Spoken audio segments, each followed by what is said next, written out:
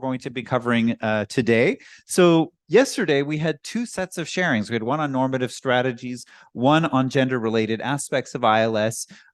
We also heard about South-South and triangular cooperation. You folks developed this is all of the fantastic work that you folks put together yesterday. So you had your country goals. We looked at the different sort of collaborative missions. We're going to hear from the last collaborative mission this morning on climate. And then today, what we're going to do is we're going to look and see if there is need for a second round, because we still have some topics that we have not touched on. And I wanted to check if anyone wanted to cover some of the additional topics for cooperation that we haven't touched on. We will go into action planning and then we'll do closing reflections today. I know it looks short, but we actually have a fair number of things to do today. We plan to finish at 5. 5 is when we plan to finish. So we do not want to, we're going to be more strict on time today. I know that the conversations are very good, but we're going to be more strict on time today because I do not want us to run over. So here's kind of what the agenda looks like. There's an important piece of news that came out yesterday. Yes, exactly. Something related to labor. So the Nobel Prize in Economics was announced yesterday, and it went to Claudia Golden at Harvard. And her work, she's known for her work in identifying the drivers of earnings and employment rate differences in the labor market. And I would note that we have not covered anything on gender in our collaborations yet, but that was yesterday's Nobel Prize in Economics. So fantastic news. So I just wanted to make a quick note on that. Now, what I'm going to do is we're going to hear from our group that worked on the climate collaboration, and then we're going to get your folks' feedback on it and who's going to be. Okay, so I'm going to invite everyone to come over here. We've got, which one is the climate? I think it's this one, right? So come on up over here. We're going to hear from, is it Saifuddin? We're going to hear from Saifuddin on the climate collaboration. Is it too high? Is it too high? Okay, we'll bring it down. Let's thank you for giving me the opportunity to actually present from our group climate change. Everyone know that climate change has interrelated, inalienable relations with labor rights or with the employment opportunity, with the industrialization. We know we have had ESG, economic, environmental, and social responsibilities are interconnected. And also we have heard that European Union has introduced carbon border adjustment mechanism, and also introduced, I think, what we can say, corporate sustainability due diligence directives. All these are related with environment. So environment, employment generation, industrialization are interlinked. So we can't separate anyone from other.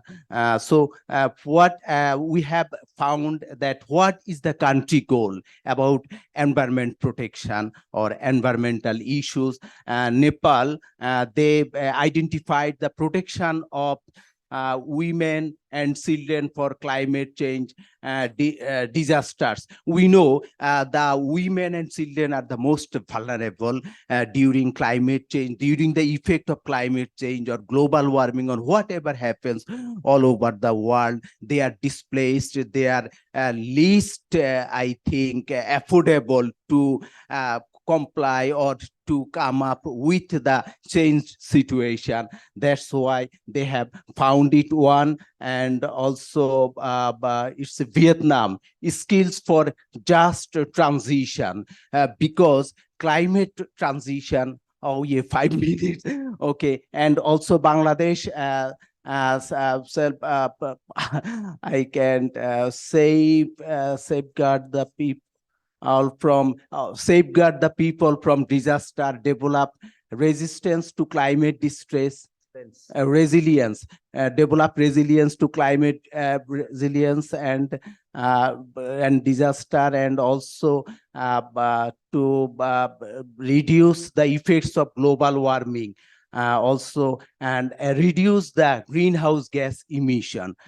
These are our country-specific goal. I think we have a very similarity among the goals, and what is challenging and what is needed. I think the challenging part is lack of, it's not clear to me, from Nepal part, lack of technology, or lack of knowledge, lack of policies, relevant policies, lack of technology. I think this is database, instrument, voices in the investment. Yes, investment decision. This is not clear to me. And what is challenges and what is needed about Vietnam? Lack of skill in what is lack of skill in it's not clear to me. Lack of skill Industries like renewable energy. of lack of skills in industries like renewable energy, lack of skill of forecasting for new jobs. And also what is challenging Bangladesh side, they found that level of carbon reduction is challenging to reduce the carbon at the expected level or internationally I think determined level. In the COP26, Bangladesh has nationally determined contribution to the carbon emission. Bangladesh has committed, and in that they committed to reduce carbon level at 6.73% without any external resources, and with resources it is 15.12%. And impact of global warming, definitely it's a huge task. And what is financial constraint to steer the to green transition in industry is important to combat climate induced I think internal migration is a huge problem. And what could be done together? Knowledge sharing, because Bangladesh has some expertise in introducing green technology in industries, especially green garments. We have more than 500 green garments, and we have 9 out of the 10 top green garment factories in Bangladesh. And so we can share. And also Vietnam has also, they have experience. We can share the experience. Alliance network to raise our voice to contributing. Yes, we have a concerted. So how could we do it together? Yes, green technology transfer, it's a matter of huge cost. It requires I think collaborative efforts to transfer any new technology, green technology among the countries. And also we can raise collective voices, bargain with the developed countries to transfer the green technologies to reach the expected level of carbon reduction reached in the COP26. And fundraising operation, what is it's a fund for green technology, especially in the banking sector, in the formal sector. There should be separate mechanism to finance for green technology transfer. And we can collaboratively I think introduce the mechanism, good mechanism, so that we can do that. I think it's not clear to me. Incentives, who adopt the green technology, they should be given incentives from the buyers sides, from the importer side, so that they are given fairer prices for that. And what might be country contribution to collaboration? I think share of knowledge for climate resilience and adaptation and research. These are 2 things we have identified. Thank you so much. I have taken some extra Great time. presentation. Thank you. This is very exciting, because what you're describing is the opportunity of the just transition to also reshape a little bit how the labor market works. It's a time when a lot of things are changing, right? And you can change them for the better. I want to check if anyone from the group wanted to add anything. Anyone want to share any feedback or ask questions about? Oh, yes, go ahead. He said the 10 green factory in the world, 10. Now Bangladesh is 200, not 500. 200. Top 10 in the world. Five is, yeah, Shaim Bhai, 10 green factory, best green factory in the world. 5 is Bangladesh. Also 1, 2, 3. Yeah, 1, 2, 3. Yeah. It is the concept of use of reduced energy, reuse of energy, energy and water, and all the things that indicates green and recycling process, and Yeah. also renewable energy, and all these issues only to reduce the carbon emission, also reduce the resource losses. Best 5 is Bangladesh. Going to be green or now that? No, it's already green. Already. Well done. Thank you. Okay, thank you. Was there any other feedback or comments? Okay, if not, join me in the center here. So we're going to head back to Tim, who's got some exciting news to share about a new report and I think a few other pieces. All right, Tim, over to you. Thank you, Carl, and very good morning. I hope all of you had a splendid night out in Bangkok. That usually means something, and a good night's rest. I am just briefly coming back in this morning to see if we can bring of some of the discussions, not necessarily back, but looking at some of the things that we've been discussing through the main purpose of our being together here, and that is the development of a normative strategy. I think, as we all appreciate, there's a lot of problems in this world, and we are not going to resolve all of them today. But we have at our disposal a set of tools called international labor standards that perhaps we can put to good use to advance a little bit on some of these issues that we have. Yeah.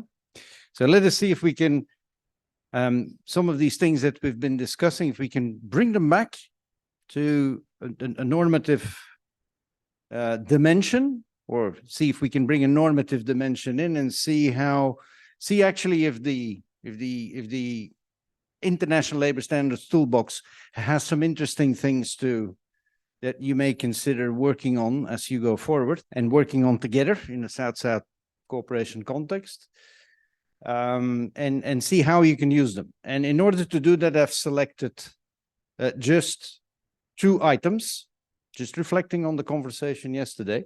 And the first one is occupational safety and health.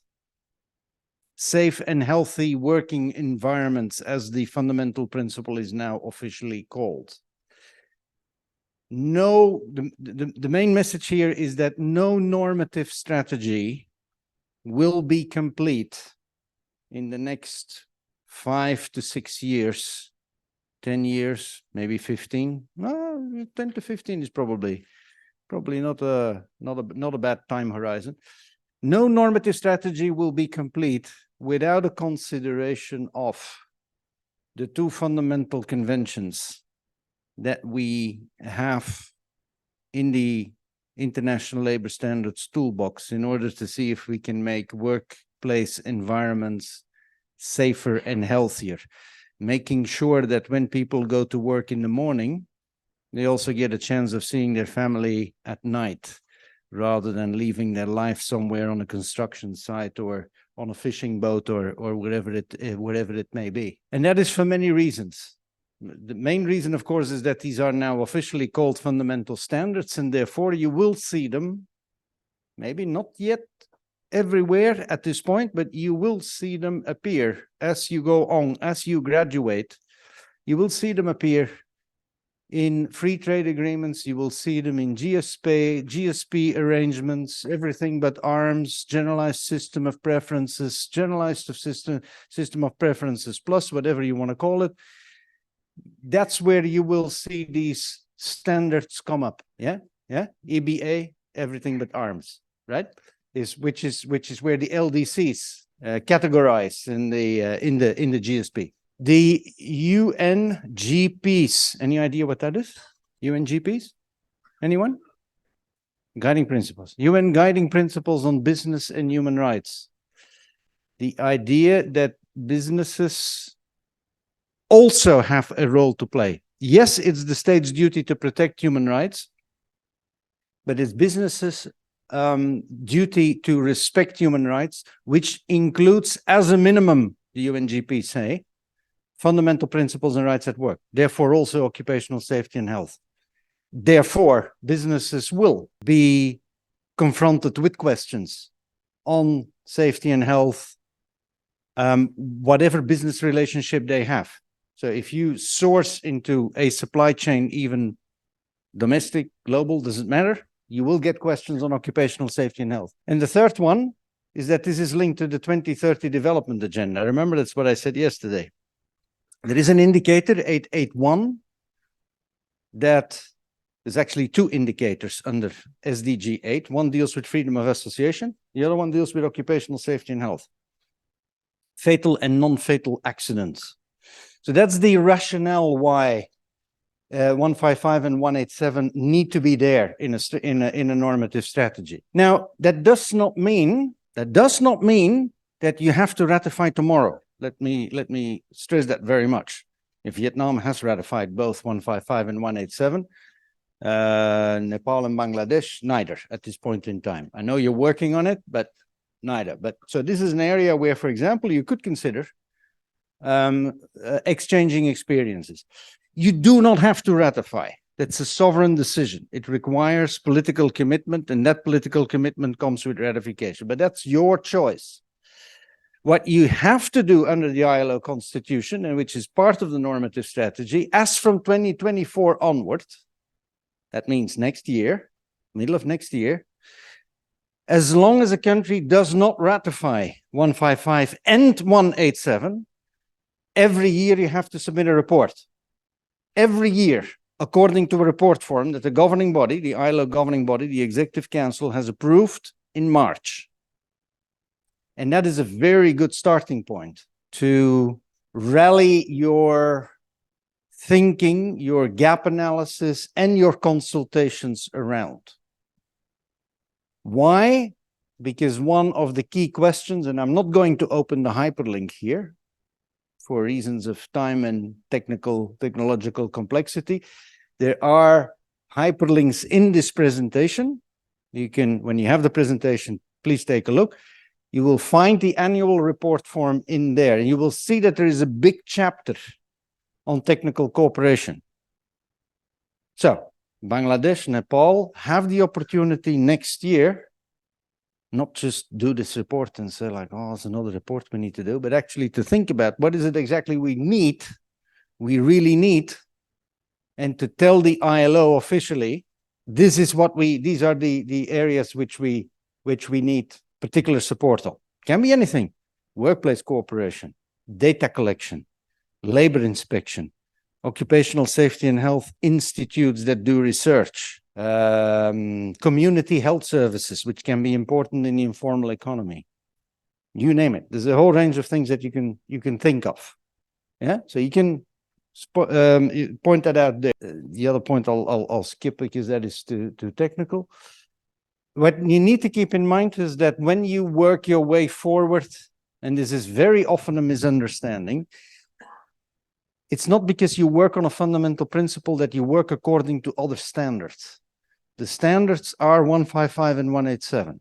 Yeah? If you work towards realizing the fundamental principle, you work towards compliance with the standards. It's not that you work according to some different standard because you haven't ratified. Just making that clear. And a last word of caution. In here, there are other up-to-date occupational safety and health conventions that are particularly important for hazardous sectors. Mining, 176, 167 in construction, 184 in agriculture. The three most hazardous sectors that you have in any economy. Yeah? Okay. So this is on occupational safety and health. There was a discussion yesterday about migration and how important it is for countries like Bangladesh and Nepal that, as it was called, you have an unemployment crisis. And therefore, it's important also for the remittances and the economic growth and the income that it produces. It's very important to keep helping people migrate and build a certain amount of skills. Okay, now also that has a normative dimension. And that is what I'll just briefly try to illustrate here. And that normative dimension is also there for labor sending countries themselves, because obviously when you get into a debate of migration, and we heard it also yesterday, there is a lot about, oh, these people are going to the Middle East and they're facing very difficult circumstances and they have to work in extreme heat stress and under forced labor conditions. And the ILO is having a complaint, is considering a complaint against Qatar and so on and so on and so on. Yes, all that is true. And one of our biggest projects actually is in Qatar working on this particular issue. But there are things that labor sending countries can do and actually have been called on to do. And this is what I just briefly wanted to say. One aspect, prevention of forced labor.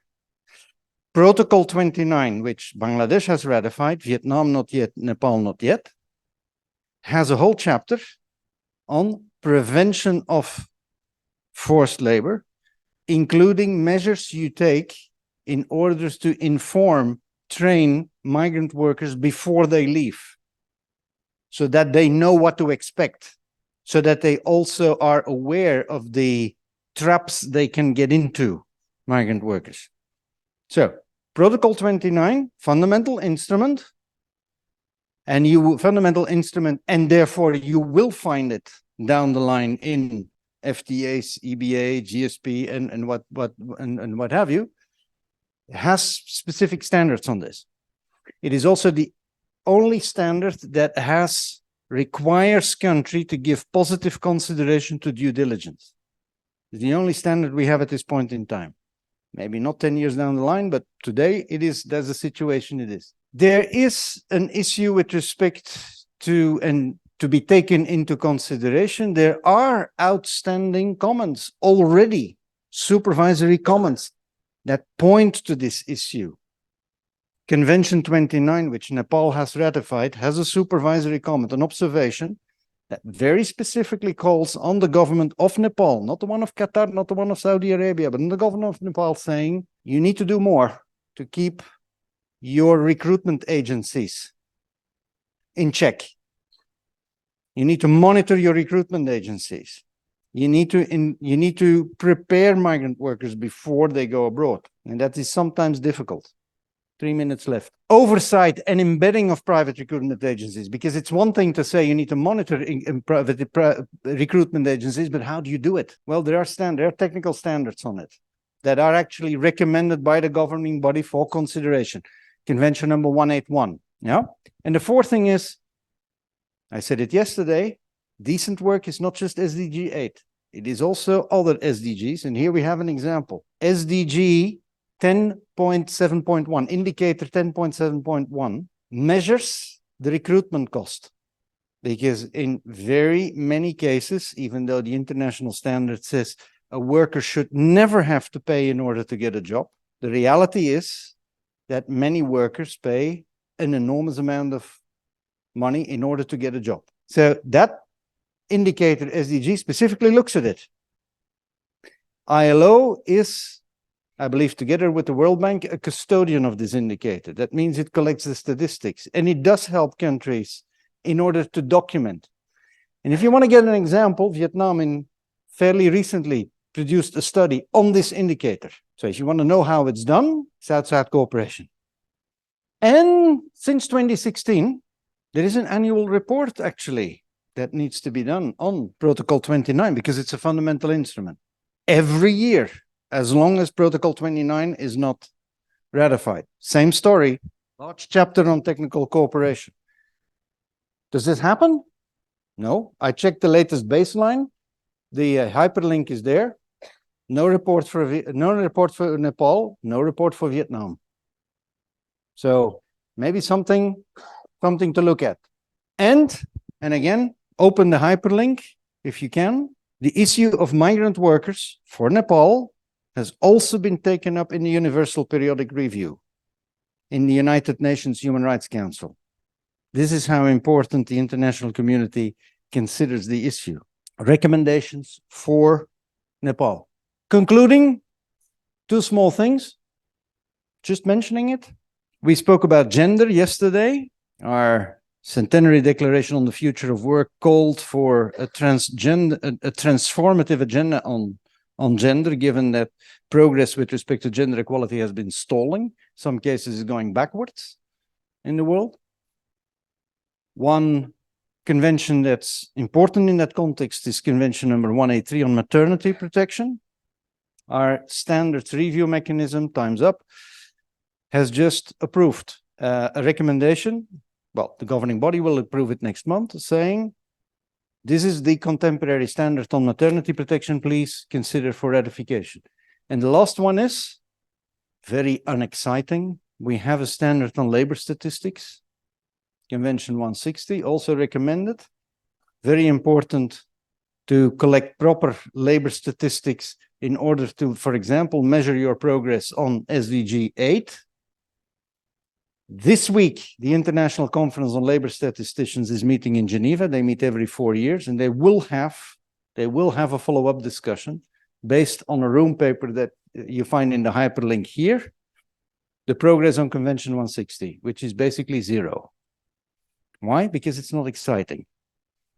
So one of these things that are important for a normative strategy, again, is to say, like, how important is this for us? Maybe it's not an immediate priority, fine, but in the overall scheme of things, it could be important. So I'll leave it there. So just to say that a number of these topics, and then I didn't even speak about just transition. The conference this year in June adopted a set of conclusions on precisely this, just transition, which the core of which is don't sacrifice the interests of today's generation for future generations. You need to find a balance. There is a way of doing it. It's in the conclusions. Thank you. Tim, maybe just stick around. Did anyone have any questions or any reflections they wanted to share on what Tim just shared? Right over here. Thank you. Yeah, all the international level standard, we are, thank you very much for you. You briefly introduced and what are the labor standards we have to ratify and consider to think about it. You clearly mentioned on it. Yeah. From the side of the Nepal, we are working for the convention also 187, 177, and 181, and something like that. Whatever you mentioned here, beyond that, we are also work on it. Yeah, because that's why. And these are the necessary or not.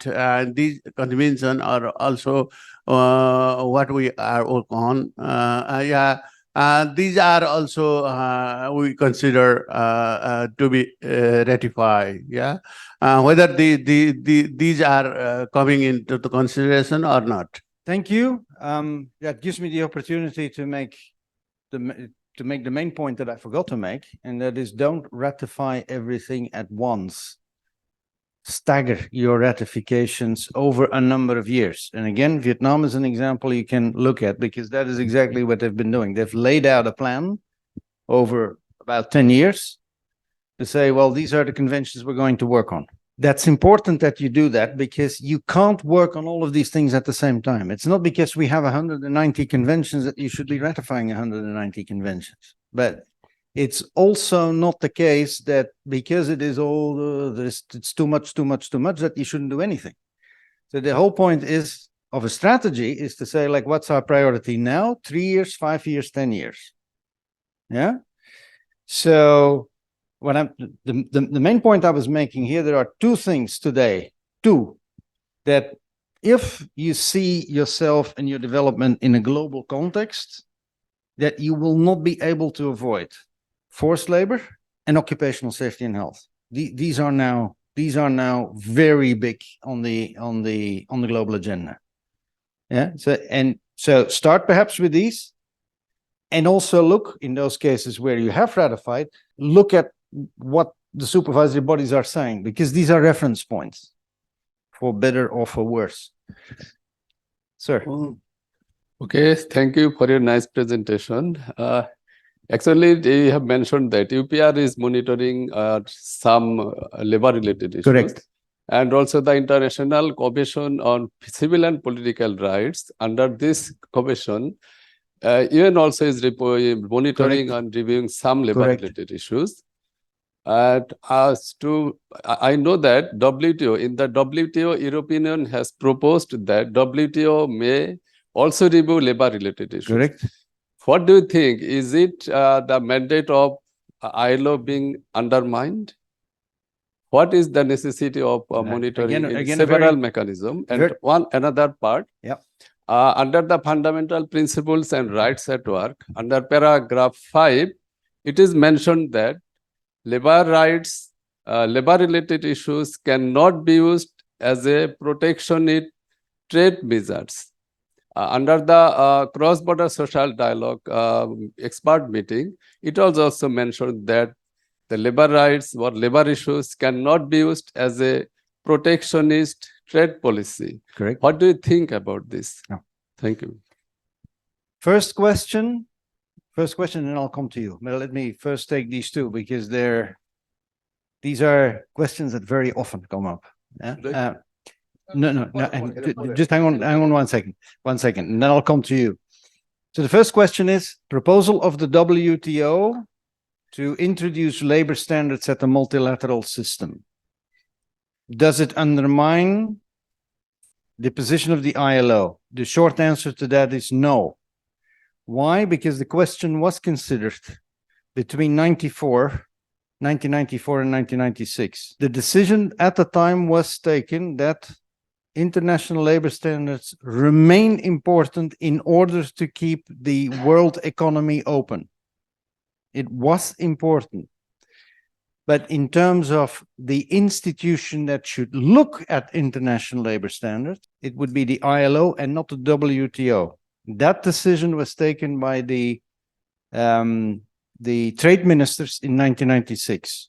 This is the situation we still have today. So it should, if anything, strengthen the position of the ILO rather than undermine. The second part of your question is paragraph 5 of the 98 Declaration. Indeed, international labor standards should not be used to call into the comparative advantage of countries. But there is a complement to that, and that's in the 2008 Social Justice Declaration that says the opposite is also true. You cannot seek your comparative advantage in violations of fundamental conventions in particular. This is why you find the fundamental standards now increasingly in these trade and investment arrangements. It is to safeguard against countries, for example, allowing child labor to occur, being not sufficiently strong in combating forced labor, suppressing or not providing the opportunities for workers to engage in collective bargaining. That is why you find these standards now increasingly in international trade arrangements. So it works both ways. Yes, correct. The idea is not that wages should be the same all over the world. It cannot be. It cannot be, because productivity levels are.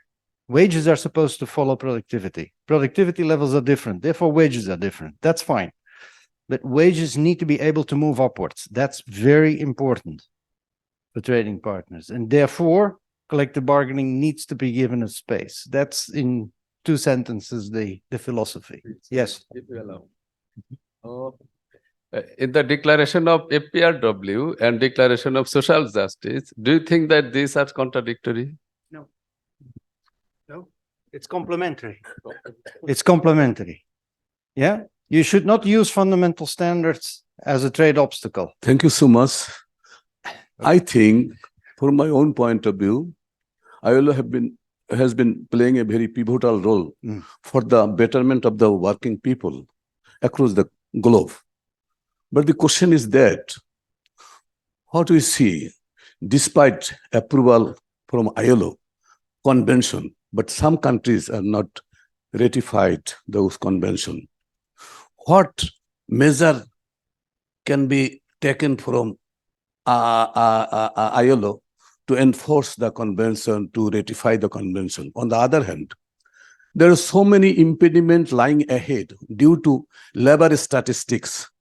It is not available with us. That's why we cannot take proper action plan due to absence of this labor statistics. That's why what support can be extended from ILO to mitigate our problem. Thank you so much. Okay. Well, put it in one sentence, your first question. To put it in one sentence, the decision was taken more than 100 years ago. We don't force countries to ratify. It's in the Constitution. Why? Because it doesn't make sense. Why doesn't it make sense? Because if you don't see the value of what is in the convention, there's no point ratifying it. Yeah. But what is important, and this is why it's a fundamental standard, this is why freedom of association is the most important standard in all of the standards that we have. Again, there's the Social Justice Declaration saying, at the national level, in order to promote the commitment, in order to make sure that people have the capacity to understand why this is good for them, we have to protect the ability of workers and employers to act independently from the government and to engage with the government in saying, look, this is what is important for workplaces. This is what is important for economic growth. This is what is important for us to move forward as a country. So rather than imposing ratifications, it's strengthening the actors on the ground in order to say, jointly, we need to move forward, taking all of the other standards, technical standards into account. On labor statistics, yeah, it's a side, as you say we have no access to it. Maybe it's an issue of capacity. A lot of countries, even those that haven't ratified, actually do collect labor statistics. One of the things that the statisticians will be saying is to say, can we not have more ratifications? Because actually, there are so many countries that share their statistics already with us. Still, it's important to move towards ratification. Why? Because what you do not want is over time governments feeling the temptation that they need to tinker with the labor statistics in order to get a particular outcome. And this is why it's a part of an international convention, is to make sure that that cannot happen. So if it's an issue of access, we can see what we can do. The main point here is, in your normative strategy, what role is there for labor statistics? That's a question for you. That's not a question for us. Yeah? How important is it? Well, thank you, Tim. Thank you for the questions, everyone. And we are going to move into the next. Oh, was there another one from Vietnam? Yes, please. Okay. Thanks to your presentation. I have a short question that I know that Protocol 29 is treated as fundamental conventions. Correct. That we have to annual report. Correct. If we haven't ratified yet. Correct. But you know, this is the first time I know this information, and it seems that many of our colleges have never talked about our reporting obligation, because you know I know it's a little bit, it has been a little bit. Yes, because I have checked from ILO website that the schedule for our reporting obligation hasn't got the annual report for Protocol 29. Then what should we do? And have we got any punishment or something? No. And have you got any recommendation for ILO Geneva that they should have reminding system or something like this that we can implementation this obligation.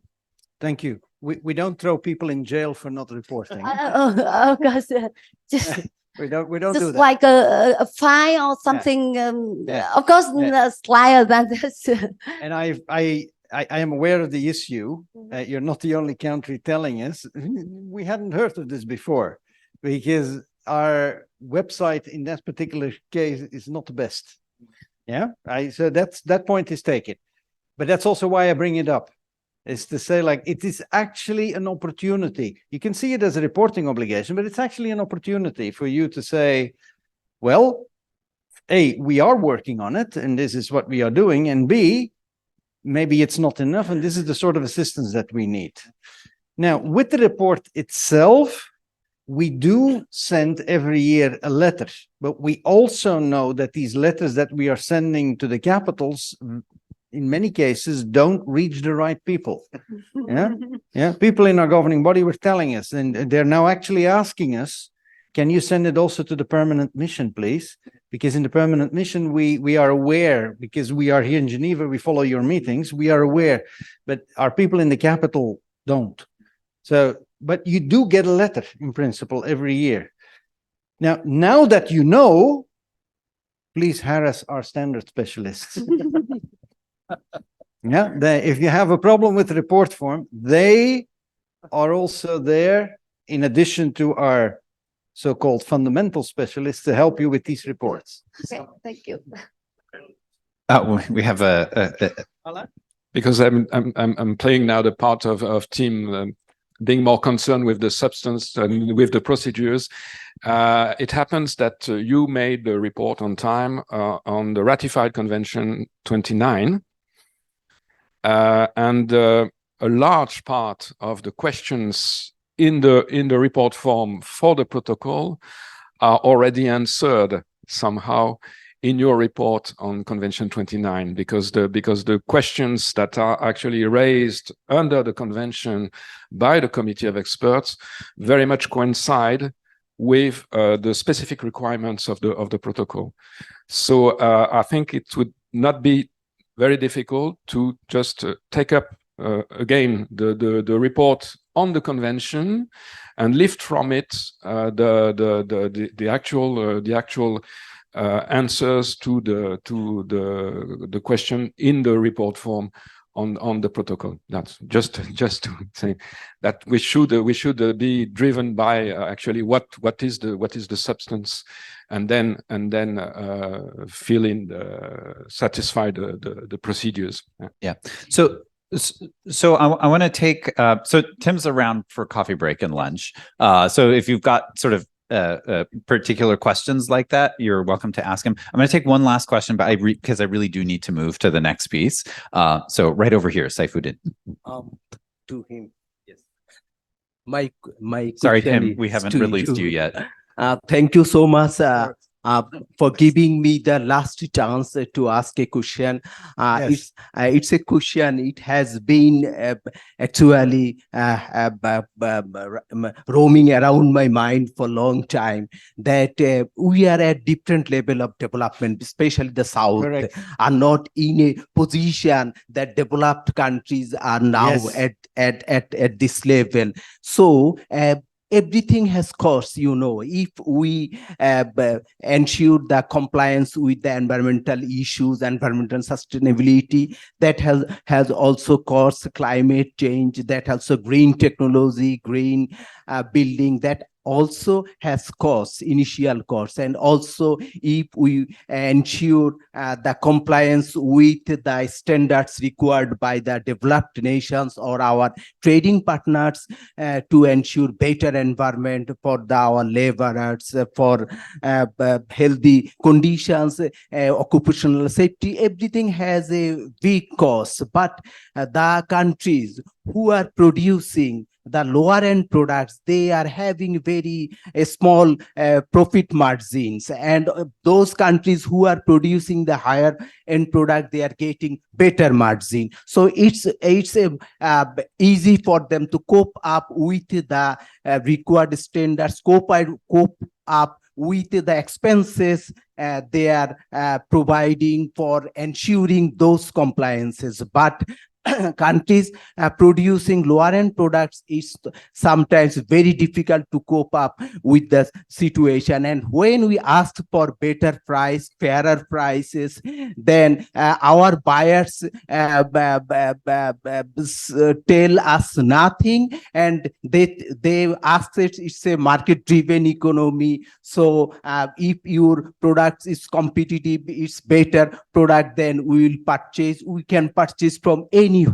So my questions or my expectation from ILO, that could you please convince or argue in favor of South to the developed, not developed or developed countries, so that they provide the rational, I think, rational price to the products of global South, so that they can contribute more to the protection of environment, to the protection of labor rights, and come up at a stage to be more competitive in course of time. Thank you for my big question. Thank you. Big question.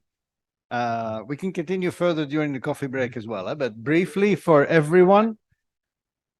Sorry? Okay. Fair point.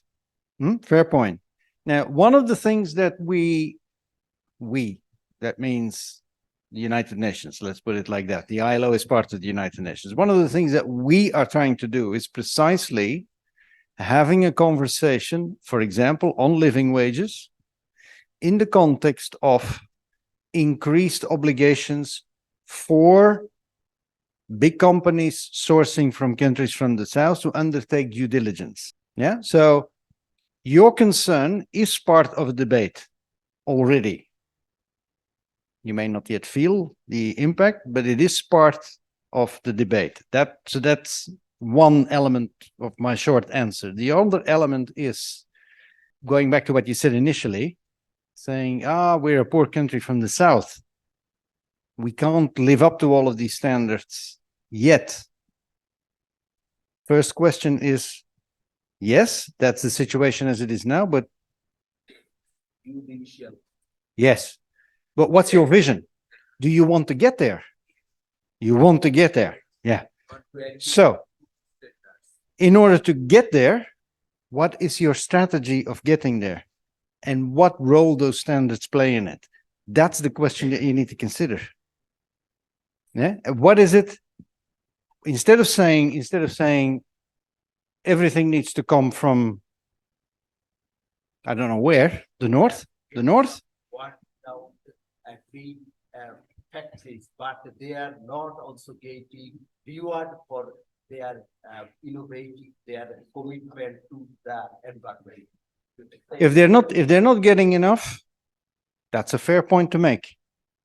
What we are seeing briefly is that, for example, in those institutions that should give you the development finance, like, for example, the international financial institutions, that they are now starting, and this is something that is of the last 2-3 years, not longer.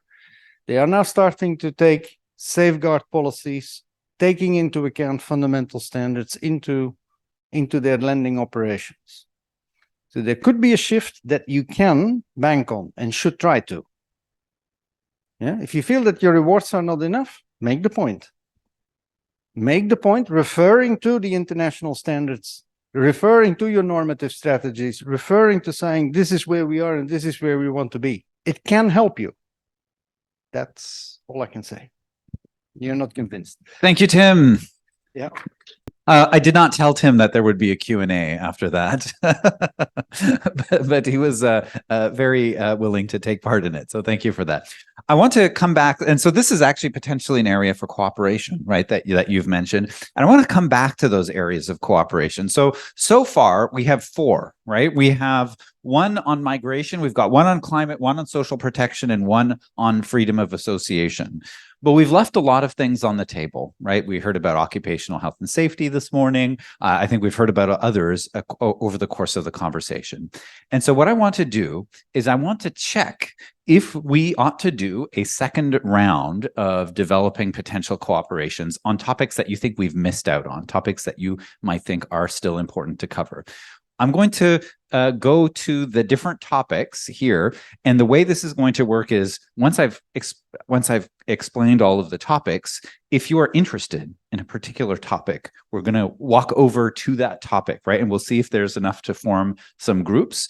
So that's the next step. Let's take a look at what the topics are for potential cooperation. So we've got living wage, business and human rights, and HRDD is right over here. I've got occupational health and safety over here. I have no additional opportunities. So if you feel that we have covered enough so far, you can come over here. We have negotiations with developed countries. We have unpaid care work. We have labor law reform and legislation in compliance with ILO conventions. We've got, I'm going to move this one here. This one's gender. So increasing gender equality through ILS, leveraging ILS to increase market access and investment, experience sharing on labor dispute resolution mechanisms. We might have covered that one a little bit. Back here is formalizing the informal economy, and we have improving conditions in the garment sector. So some of these you might think, okay, we've already covered that, so you don't need to walk to it, right? But if there are some here that you think are still interesting, that you'd like to explore exchanging with, perhaps cooperating with other countries, then go ahead and take a moment to walk over to those sheets. I want to get a sense of, is there a second set of cooperations that we want to do? So you can all stand up and you can head to, even if it's the no additional opportunities, right? You can head to whichever ones interest you most. So I'll give you 2 more minutes to pick out a sheet of paper. Okay, so let's check what groups we have that have come together.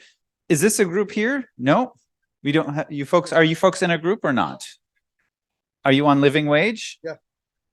Is it only Nepal that we have on? Oh, we have 2 countries. We have Nepal and Vietnam on living wage. Okay, so possibly a group on living wage with Nepal and Vietnam. Okay, so we've got Nepal and Bangladesh on negotiations with developed countries, potentially. I'm not seeing anyone here. I'm going to move over. Is this a group right here? So we don't have anyone for garments. We only have 1 country for garment sector. We only have 1 country for formalizing the informal economy. Unless you want to merge your groups. Now you have 2 countries. Okay, great. So we've got 3 groups. We've got 3 groups, and I'm going to get my co-facilitators to help me out here. So formalizing the informal economy. I'm going to take this. This is your board right here. All right. So for anyone interested in formalizing the informal economy, it's right here. Next one is negotiations with developed countries. I'm going to grab this. This is your board here.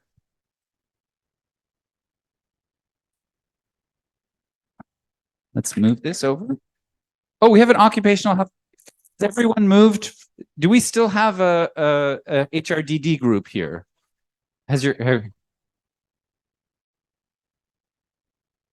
Are you still part of this group? Yeah, so we have 2 people for this group. Okay. And then we have an occupational health and safety group. All right, what countries do we have here? Bangladesh and Nepal. All right. So I'm going to take this. I'm going to move it. Let's get you a board. We're going to get you that board over there. So you'll be with Tanya. Right over here. Right. Here, I need one more. Oh no, I don't. No. Negotiate. All right, living wage, living wage, HRDD. You don't have to. Do you want to talk about it? Anyone else? It can be a small group. It's okay. It's much faster and more efficient.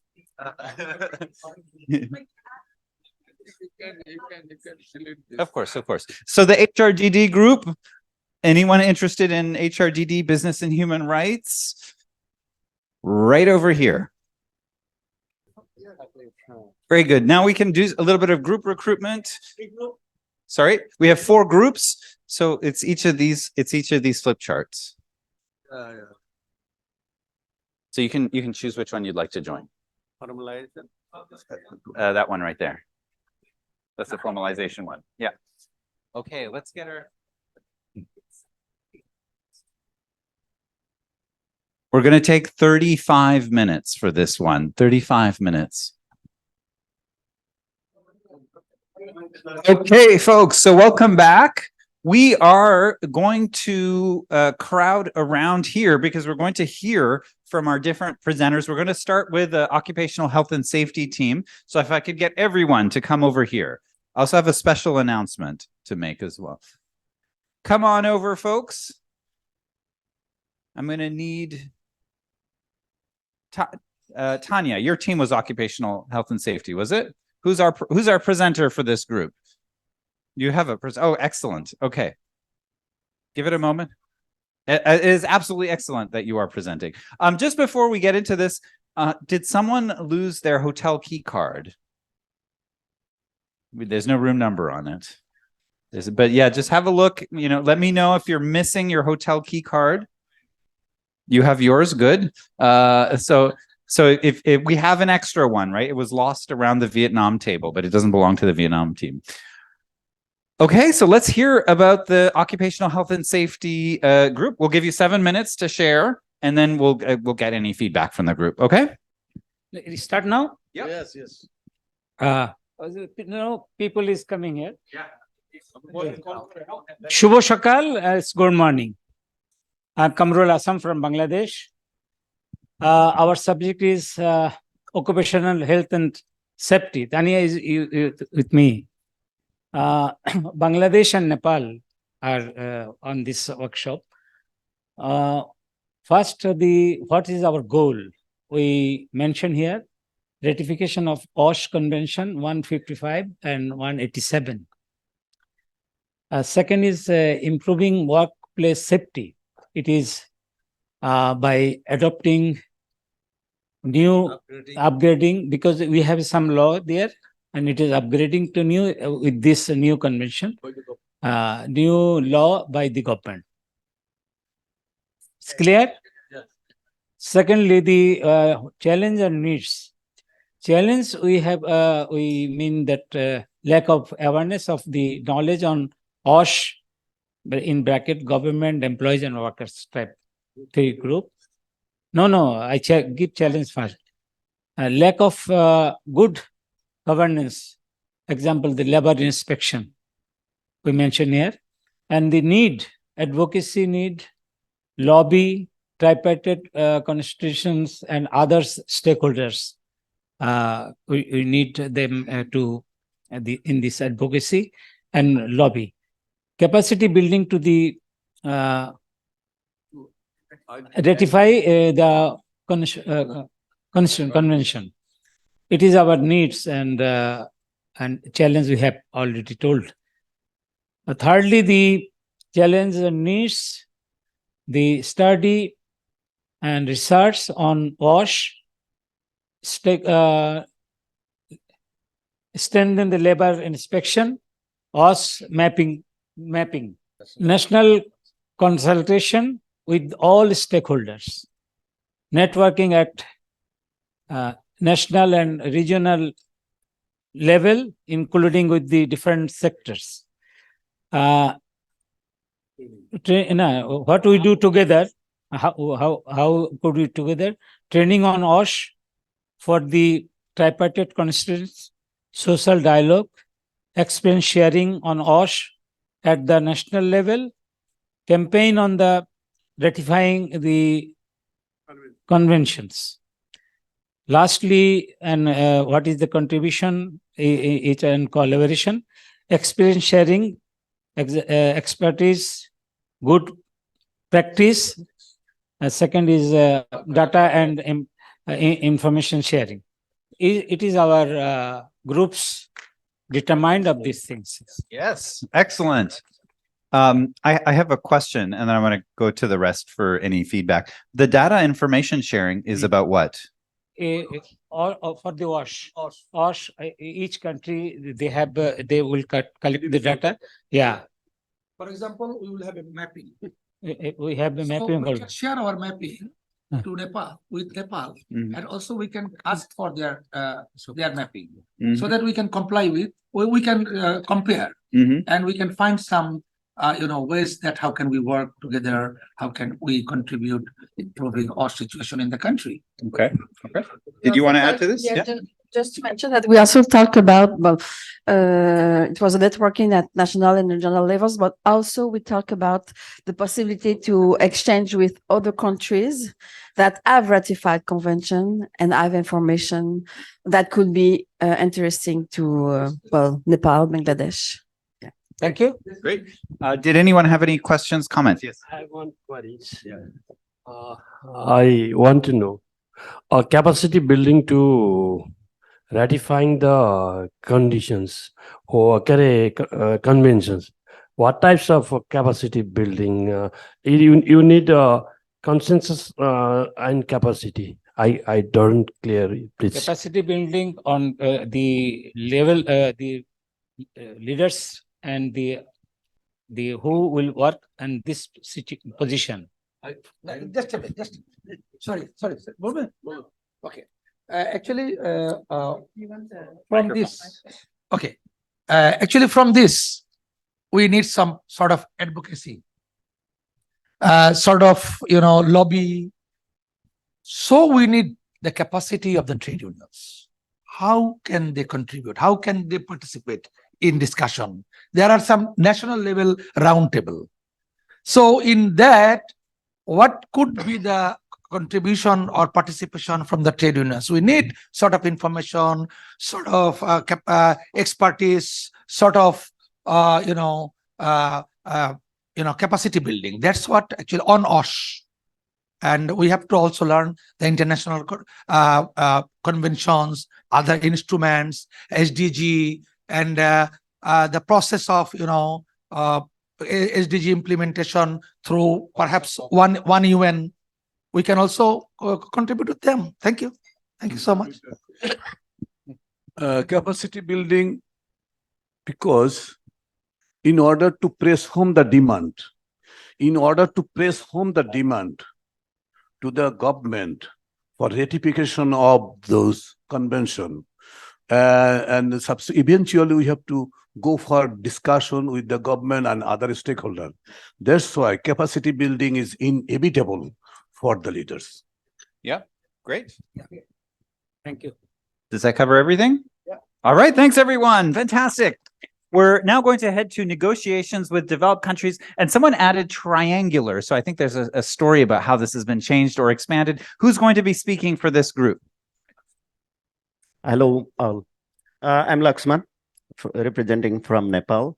On these negotiations and developed countries, we have,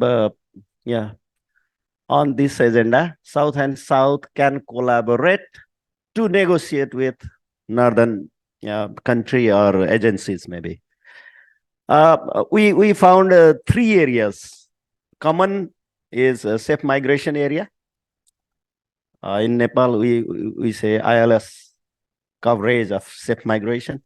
And second is simplifying tariff and preferential agreement. Okay, and just transition and adaptation issue. Adaptation is highlighted from Nepal. The case is like we are not emitting country, but we have to face multiple disasters due to global warming, and we are losing jobs in tourism sector, as well as our infrastructure loss is huge. due to natural disasters caused by the temperature. So in these areas, we have set goals. And what are the challenges? What is needed? Goodwill of the northern policies in line with product cost, compliances, skill development, labor rights on these two negotiation with developed countries, northern countries. And in this, challenges are skills in safe migration, labor rights in the destination country, and adaptation after the return to source countries. Similarly, after natural disasters, we have to invest a huge money for adaptation, job lost, mostly in the mountain tourism. So we can negotiate with them. Actually, so-called developed countries now are the most emitters. So we can negotiate with them. And when we talk about Nepal, maybe our neighbors also negotiating part. They are these days emitters, greenhouse gas emitters. And labor rights, home and abroad, adaptation of natural disasters, these we can work together. Sharing and experiencing knowledge, policies, we can work together. How? Collaboration, collective approach, training, negotiation, skills improvement, networking and exchange, south to south, plus developed countries.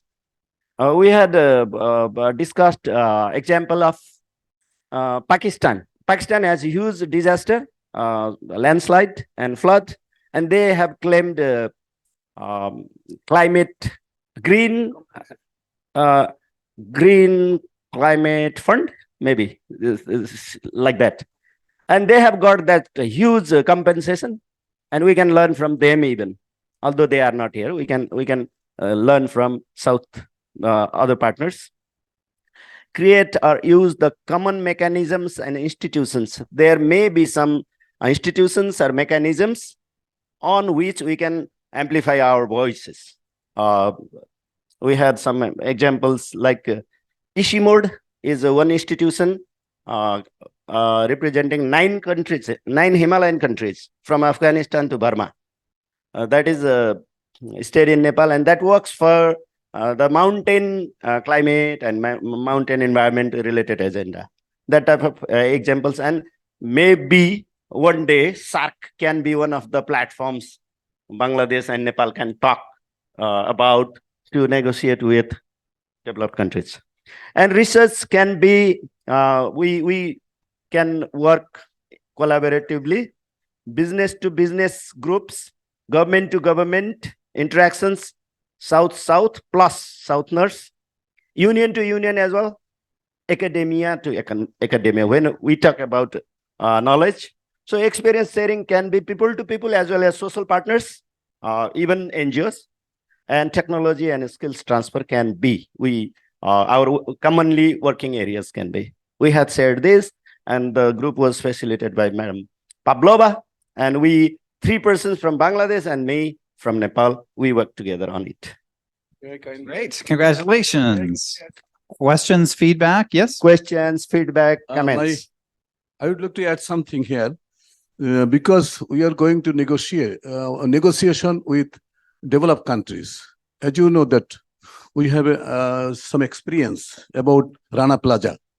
After massive devastation of Rana Plaza, large number of people claimed by Rana Plaza disaster, and many injured. And following the Rana Plaza devastation, the accord and alliance was created, and remediation activities was done by them, and large number of factories were come under remediation by 2 establishment. And this experience is not, they have no such experience about what the strategy have been made by the trade union, and how the workers were given sufficient money, those who dead and those who were injured severely. And we can exchange views.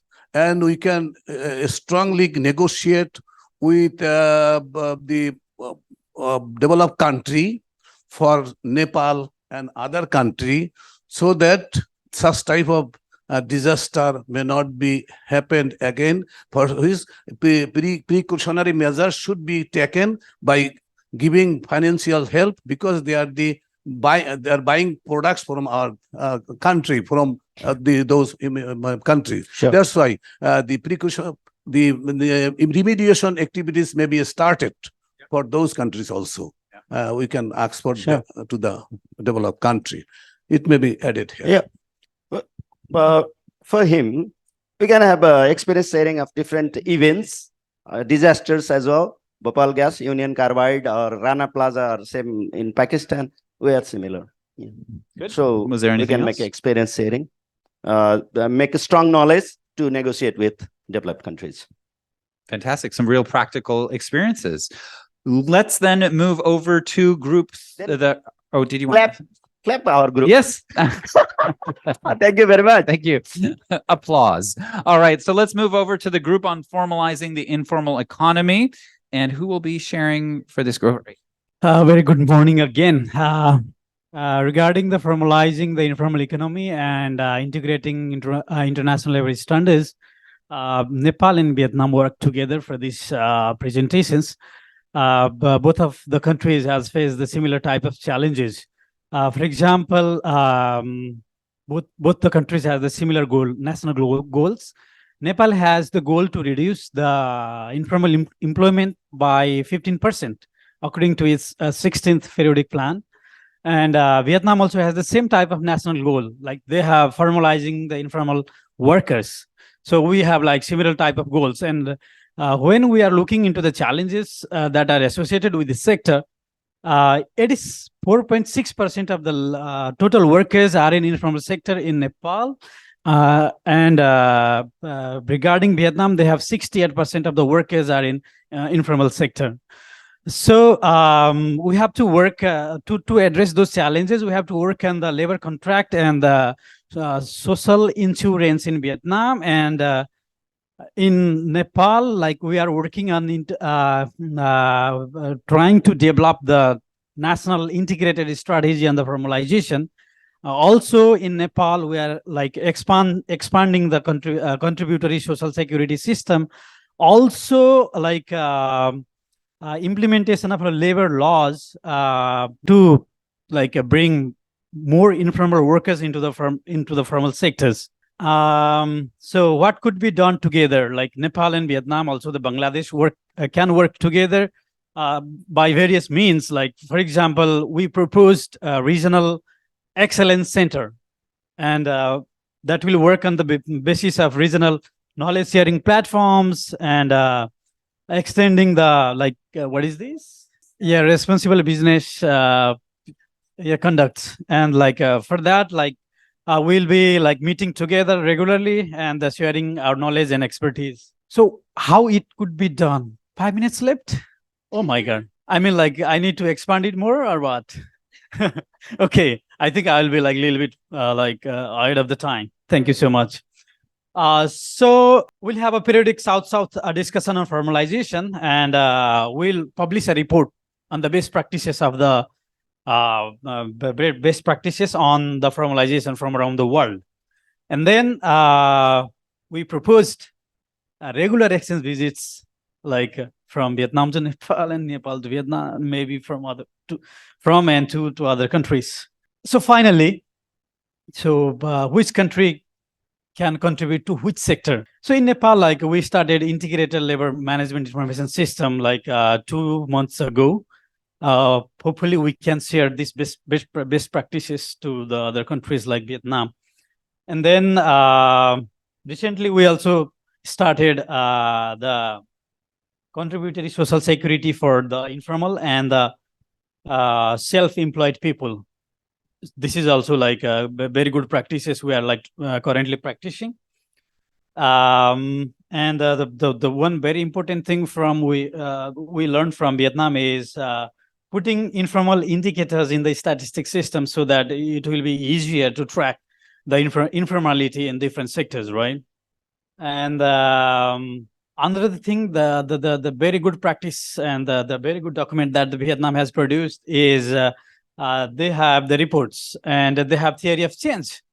I think this would be the very good document for us and for all the countries facing the similar type of problems. So like they promised that they will share this theory of change and these reports to the emails. Thank you so much for that. And then there are so many things like implementing the laws and other things that are the normal things.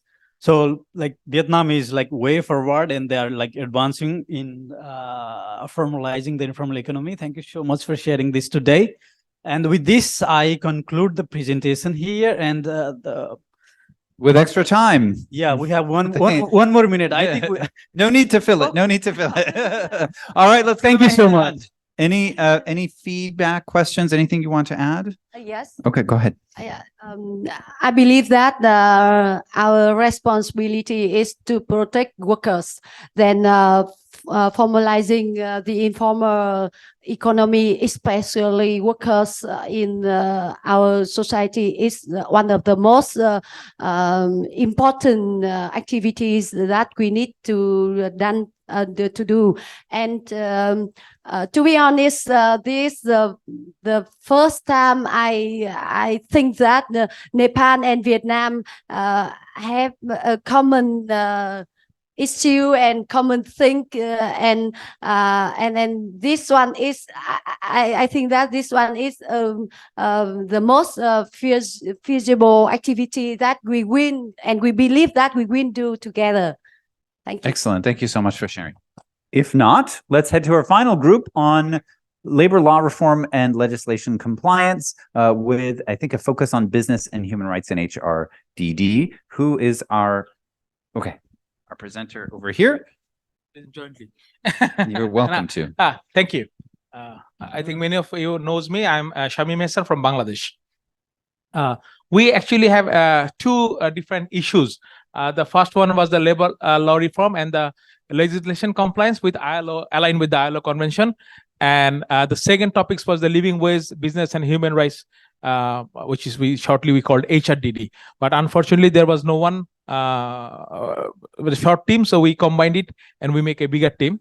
Anyway, so from the stakeholder countries, our goal was mainly to align with this ILO convention and HRDD, which is upcoming issues. It's a vital issue. So we want to share knowledge among the countries, because this is very important to get the knowledge watch as it's a new issue, the HRDD, especially the EU Green Deal and European Union laws is upcoming laws. So we want to share knowledge and stop talking about these issues, and we want to share the labor law content, what we have actually among our countries, among our stakeholders, that what we have in our laws and how can we develop the laws, what good practice have in the others countries. So we want to share all these issues. Those are actually our goal. And of course, share the experience of tripartite collaboration, because Bangladesh is a little bit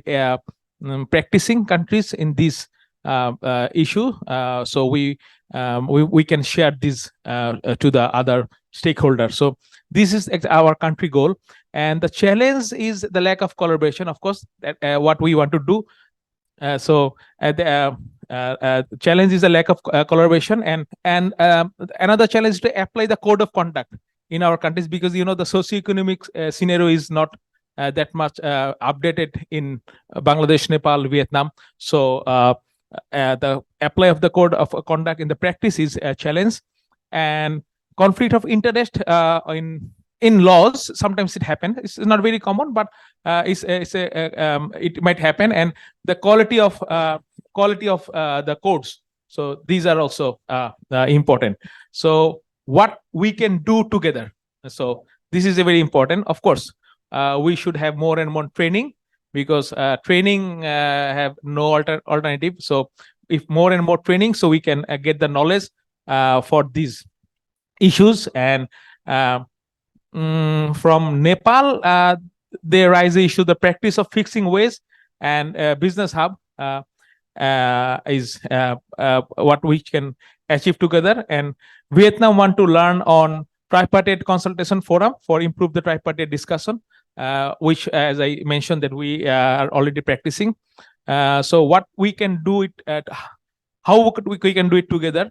So we can we have the RBH, with what we call Responsible Business Hub in our association in Bangladesh, and so we can share the knowledge, and we can make an focal point, so we can share the our what we are doing, and we can share our knowledge between us, and we can share more and more knowledge to when we reform the labor law, or when we reform some act or minimum wages, so we can share the knowledge among the countries, and we can take the best practice or what we have.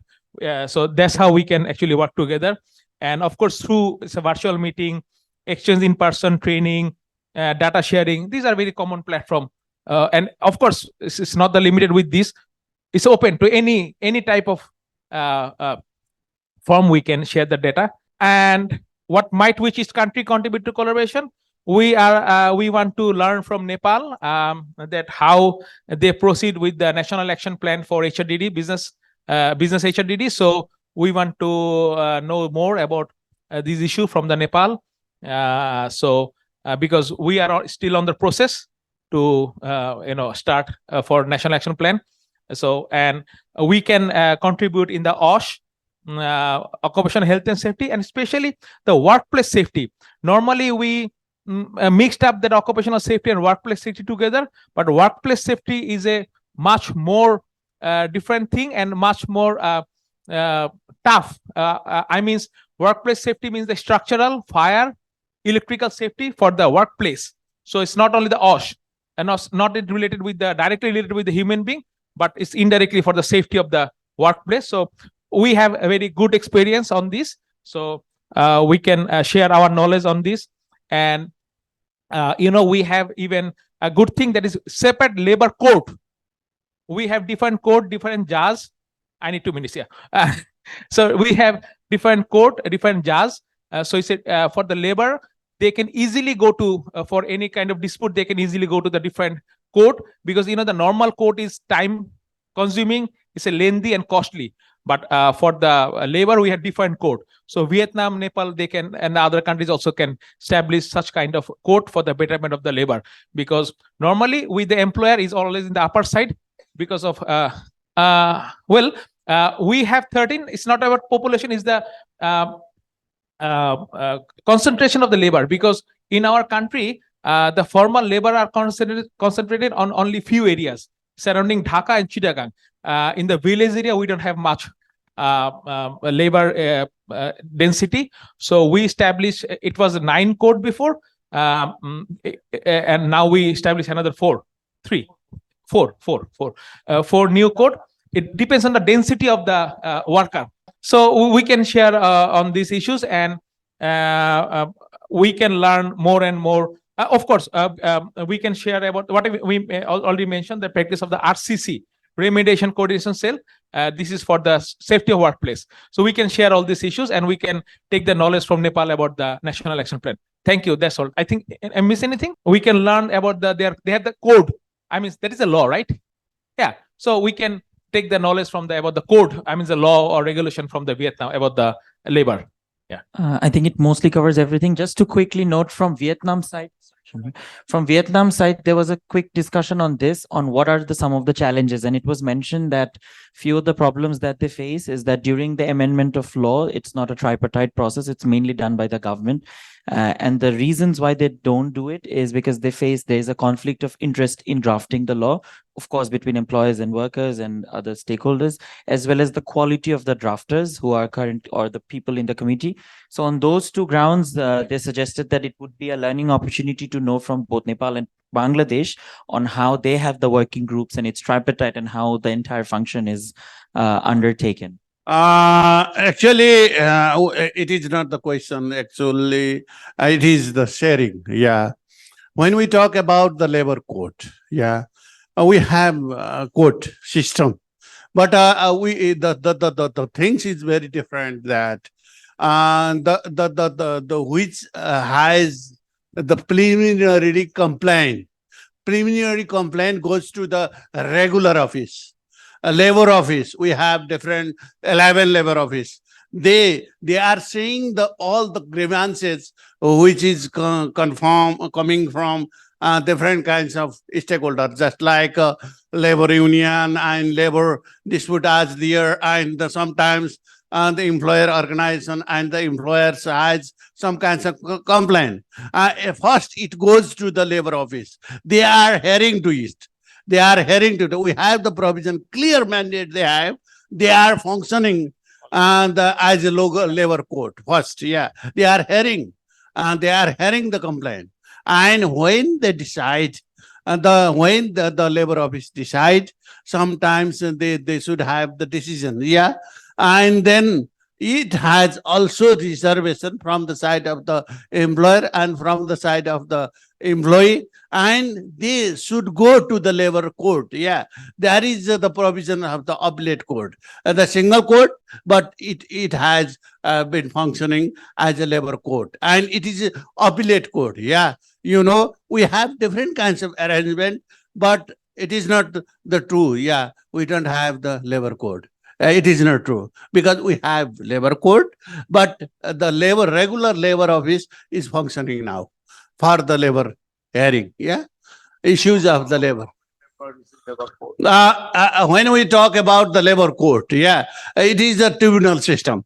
Tribunal system from the same level of the appellate court judge will come into the labor court and he will chair it, and then there is also the representation system from the employee and representation system from the employer too. Yeah.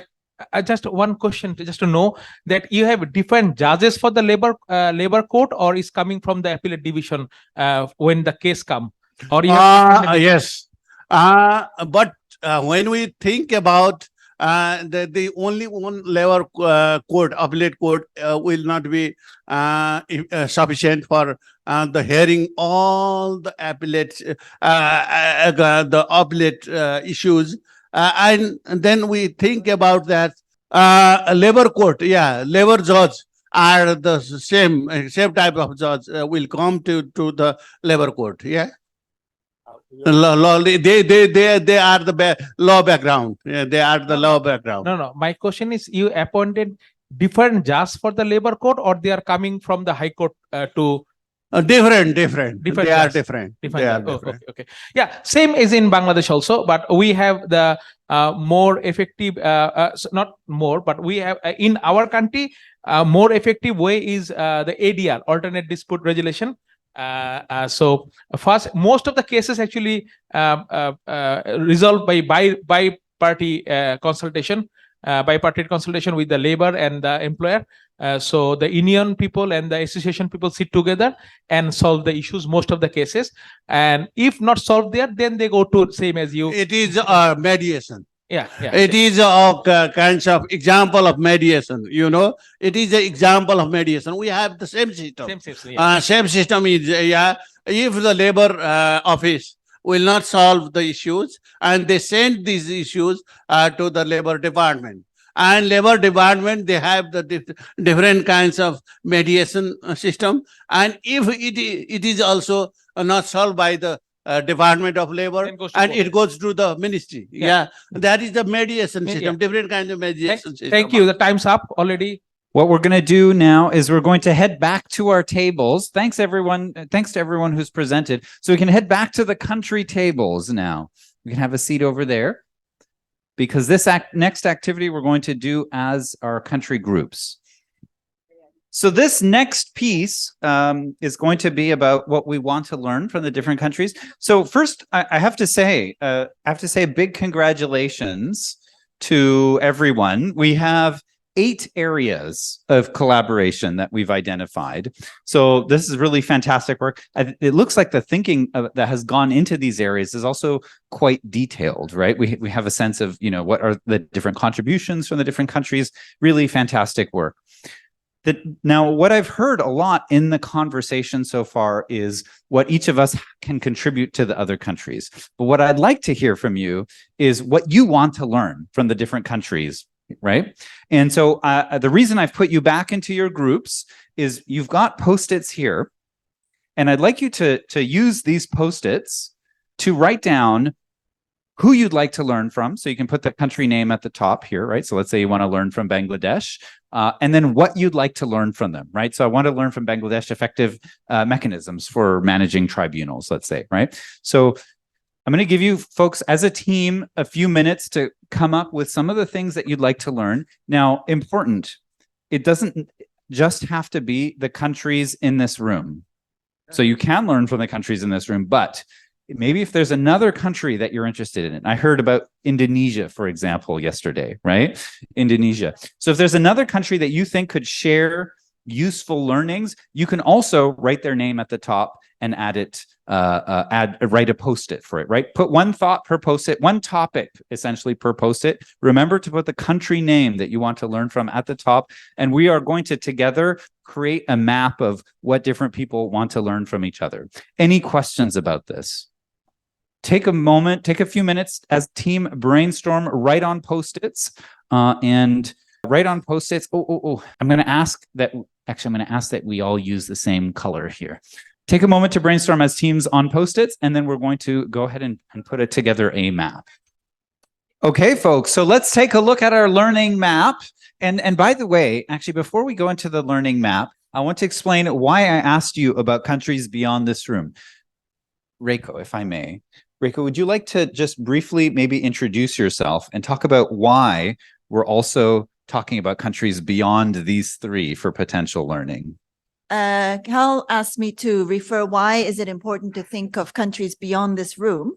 And that's because as we enter the next biennium next year, we start a new biennium, new program and budget, new targeting, and there we can plan for some activities, either as a continuation of this or new projects, etc., that will draw on your learning needs.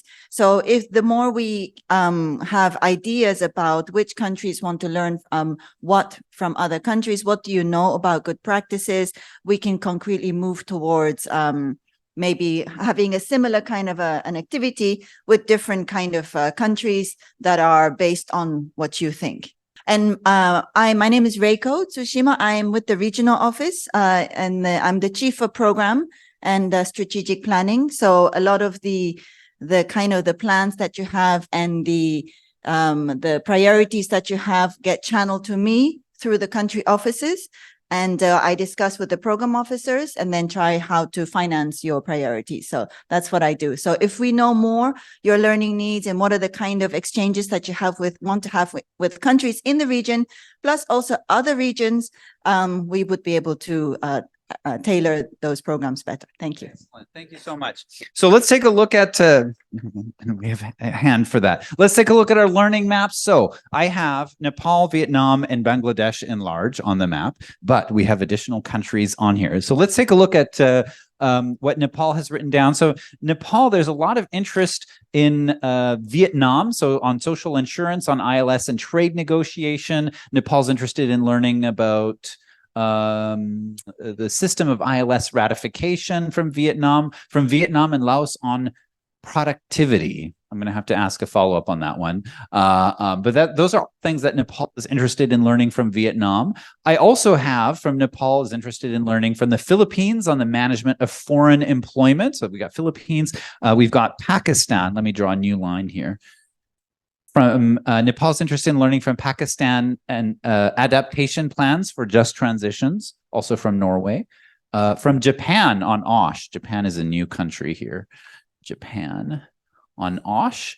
And then from our probably the furthest country, Brazil, on formalization strategy. So those are all interests that Nepal has shared. Thank you very much. Did you want to say something? Yeah, for just transition and green jobs promotion. Yeah, from Norway. So here's the triangular piece that's coming up as well, right? I'm going to add Norway to our map. Our map is absolutely not geographic. We've got Norway next to Philippines here. Okay, let's go to Vietnam. So Vietnam has identified from Nepal, they're interested in learning on the formalization of informal labor. And From Bangladesh, Vietnam is interested in learning about the implementation process for C87, establishing, is it WROs? So worker representation organizations. Fantastic. So that's from Bangladesh. That's what they're interested in learning from you folks. Vietnam has also indicated interest in learning from Germany and other developed countries on OSH, ILS, application and implementation. And then I have from, I think this is more from developed countries, WROs, collective bargaining and dialogue at the workplace. You can add these down here. Yeah. Dialogue. Anything else you want to add to this? Now we're going to head over to Bangladesh. And Bangladesh has just added some new post-its.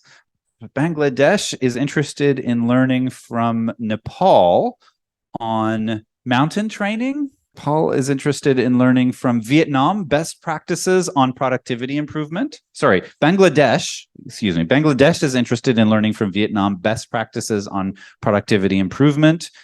From Vietnam, how to negotiate new generation of FTAs with regard to labor, environment, and governance issues. And then we have some additional countries here. So we've got Malaysia on the formation of trade unions. So Bangladesh is interested in learning from Malaysia on that and on EIS. There's a lot of interest from Bangladesh also in Indonesia on insurance and EIS. I have 3 post-its on that. Actually, I had 4. I just took one of them off. There is interest from Bangladesh in learning from Pakistan on the National Action Plan on HRDD, from South Korea on OSH, and from Sri Lanka on trade union rights, I think. Oh, here's a new post-it. Germany, there's some interest in Germany here. Netherlands as well, Netherlands and France. Yeah, I've got Germany on HRDD here. I've got Bangladesh is interested in learning from Brazil on trade union registration, and Norway, OSH, and then finally from Nepal on how to deal with having large countries as a neighbor. How do you walk that tightrope of having a large country as a neighbor? So Bangladesh having very diverse, geographically diverse learning interests. So this is our learning map. There's clearly a lot of learning within the room here that we can do, but there are also learning interests from beyond the room. And I think the other thing that's very interesting is that we have countries that are interested in learning from other countries in common, right? So Nepal and Bangladesh are both interested in learning from Pakistan. We've got Nepal and Bangladesh also being interested in learning from Brazil. We've got Bangladesh and Nepal being interested in learning from Norway as well, I think. And then there's Vietnam and Bangladesh both interested in Germany as a potential source of learning. So fantastic. Well, thank you for helping me put together this map. Anyone want to share any reflections on our learning map? And then Vietnam. Yes. Yes, thank you. I just explain more about our thinking that we want to learn from Germany because not only they are a developed country, but also I'm wondering why they haven't ratified Convention 155 yet, and how they implement INS in their country without the ratification of Convention 155 and other issues involving in OSH. Excellent. Okay. Thank you for adding to that. So I want to do one last thing with you folks before lunch, and that is some prioritization. And you see we've got these 8 posters here. We're going to pass out, Yara, if we can pass out the dots. We're going to pass to you some colored dot stickers, okay?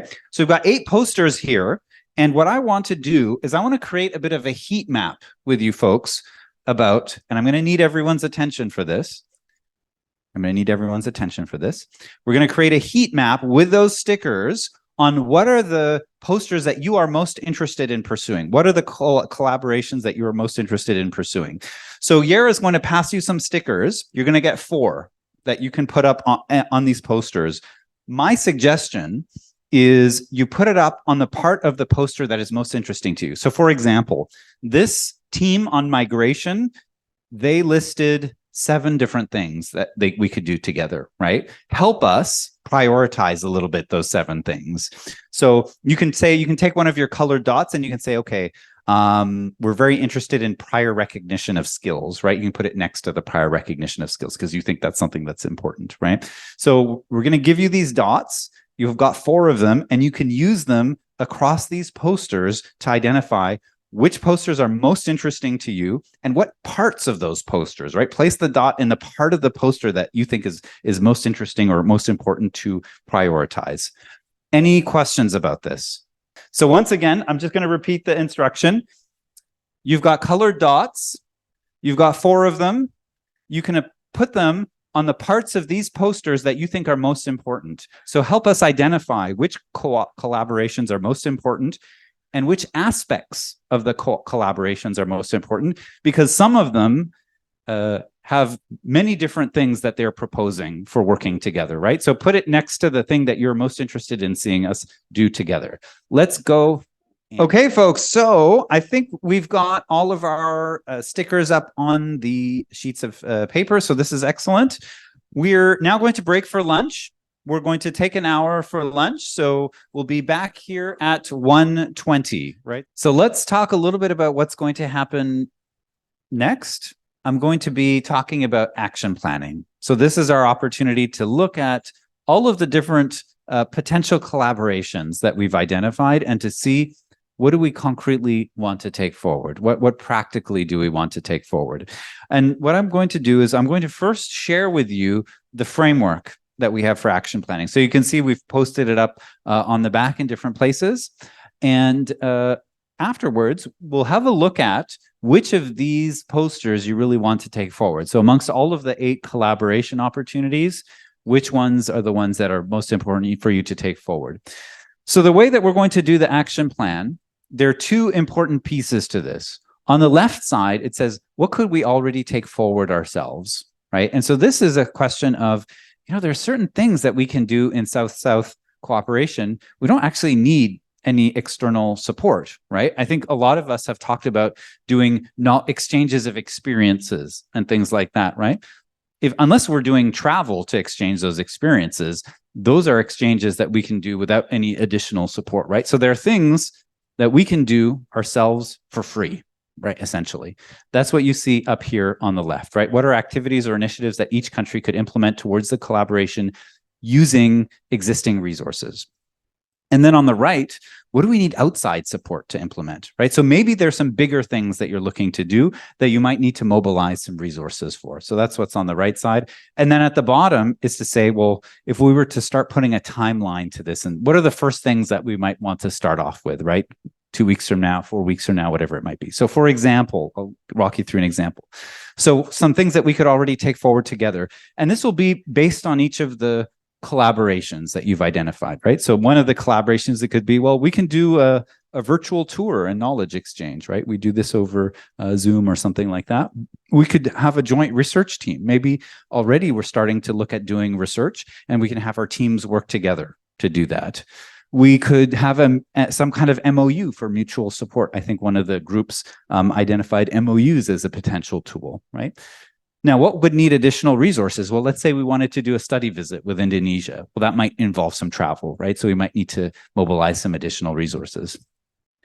And then the question is, what are some of the first steps? And I think this is really important. I want the first steps to be things that are actually very practically that we could do within the next couple of weeks. So maybe we write a 2-pager document describing the concept for the cooperation. And we share that proposal to our management to get approval, perhaps, right? And then within 6 weeks, we've got feedback from the management. We send out invitations to do, let's say, our virtual tour and knowledge exchange, right? And then you can continue on, on your timeline, right? Adding other items. So each of the action plans will be for a particular collaboration. So we'll have a group of people coming together and saying, here's how we're going to very practically think about taking our collaboration forward. What are the things that we can do together for free, essentially, with our existing resources? Things that we can do together. I'm going to borrow one of Nancy's questions. Things that we can do together tomorrow, right? And then what are some of the things that might need some more preparation or might need outside resources? and then to say, what are some of the first few things we can start with, right, on our timeline? So that's the framework. Now, what I'm going to do is I'm going to look over here, and I'm going to identify amongst these different collaborations, I've counted up how many dot stickers we have on each of them from which countries, right? And so there are a few, I would say, that stand out as some of the top areas of interest for cooperation. There's a social protection one. We've got 7 dots from Nepal, 5 from Vietnam, and 5 from Bangladesh. We have the occupational health and safety cooperation. We've got 13 dots from Bangladesh, 4 from Vietnam, and 2 from Nepal. We have the formalizing the informal economy. We've got 10 dots from Nepal, 2 from Vietnam, 3 from Bangladesh. And the labor law reform, we've got 19 dots from Bangladesh, 3 from Nepal, 2 from Vietnam, right? So these are, I would say, 1, 2, 3, 4 of the most popular ones, but they're not the only ones that you have to take forward, right? I just wanted to point these out as some of the ones that are most popular. So what we're going to do next is I want us to form groups for the action planning, right? So for us to pick out which of these collaborations do we want to do action planning around, and we're going to do it the same way we've done previously. So all you do is you come up here and you walk up to the one that you want to do the action planning for, right? And so we'll form groups based on that, and then each of the groups will have one of these frameworks, right? So once again, depending on which cooperation you want to do the action planning for, you go to that poster, and then with the people there, we will form a group to do this action planning, to think about practically what could we do going forward. Any questions about this or any thoughts about this? Some stickers are restricted down even to more specific sectors, subsectors. Yeah. Yeah, so this point here is valuable. Some people have identified specific things inside the poster that they like. So that's information for your team, right, to think about. Not everyone has done this, but some people have. So that's useful information. Yeah. Any other points or questions? All right. Well, then let's head over to the posters that we're interested in doing action planning for. So we'll all head up, get a stand up, I should say, and head over to these posters. I think we have Osh here. This is all Osh, as I understand. So all of us are Osh here? Yes. If I can request anyone else from Osh? Okay, so we have the Osh group here. So would they be going? So we've got an Osh group. So Osh group, why don't we give you this action plan poster? This is all yours. So you can come over here. Formalizing the informal. Can I assign you to a space? This is all formalizing the informal. So why don't you head over to this flip chart over here? So negotiations with developed countries and a triangular approach. When we think about as a system that should have the decent work, and that should have the culture, that should have the social security, and all the system coming into the formalized, yeah, whole process, yeah, involved, yeah.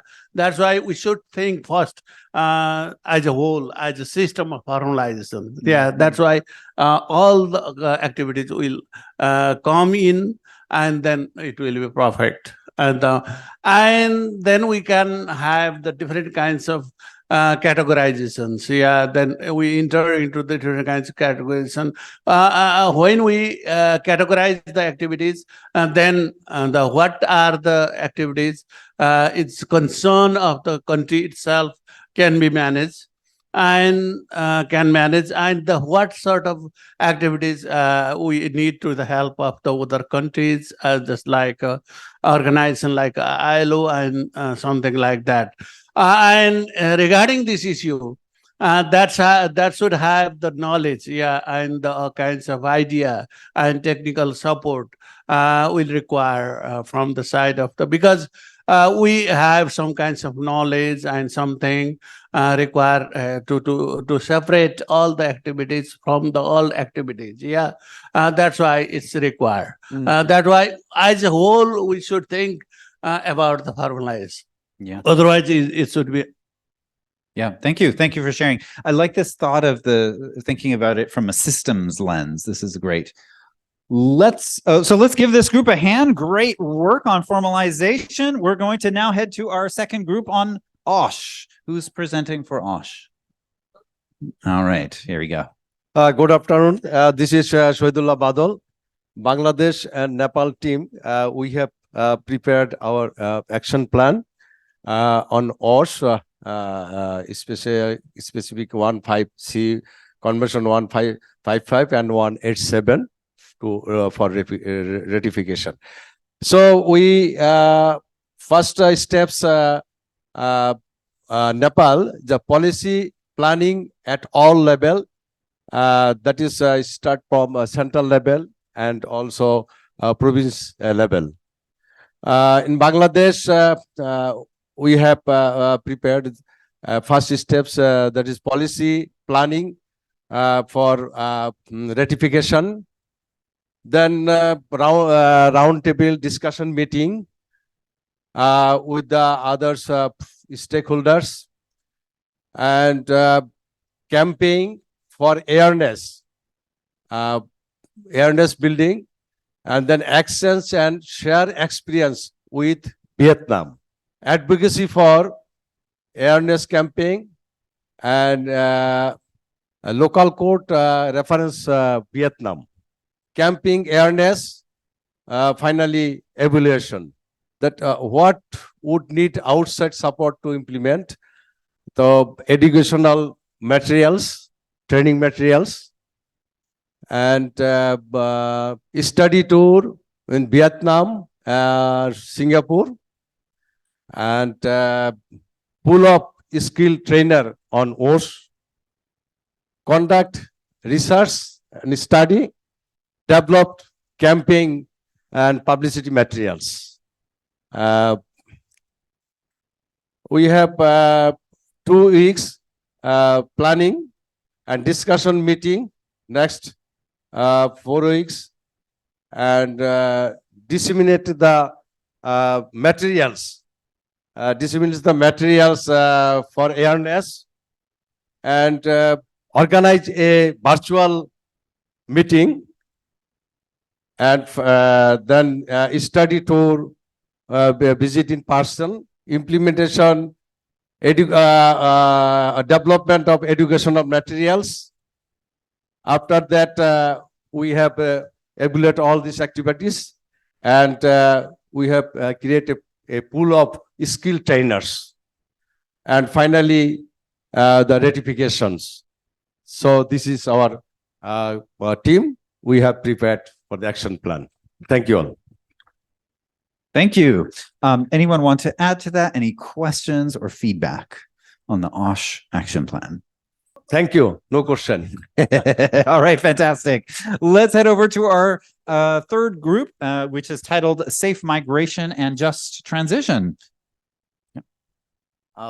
Thank you for giving me the floor. I think I would like to give good afternoon, everyone. Now everyone is tired of hearing so many issues. My first our group, we have discussed Bangladesh and Nepal has developed this, I think, action plan, work plan. And first of all, we thought that we should develop a working group. It's a very small number, comprising a small number working group, 9 or 8 to 9 working group. The core group, this group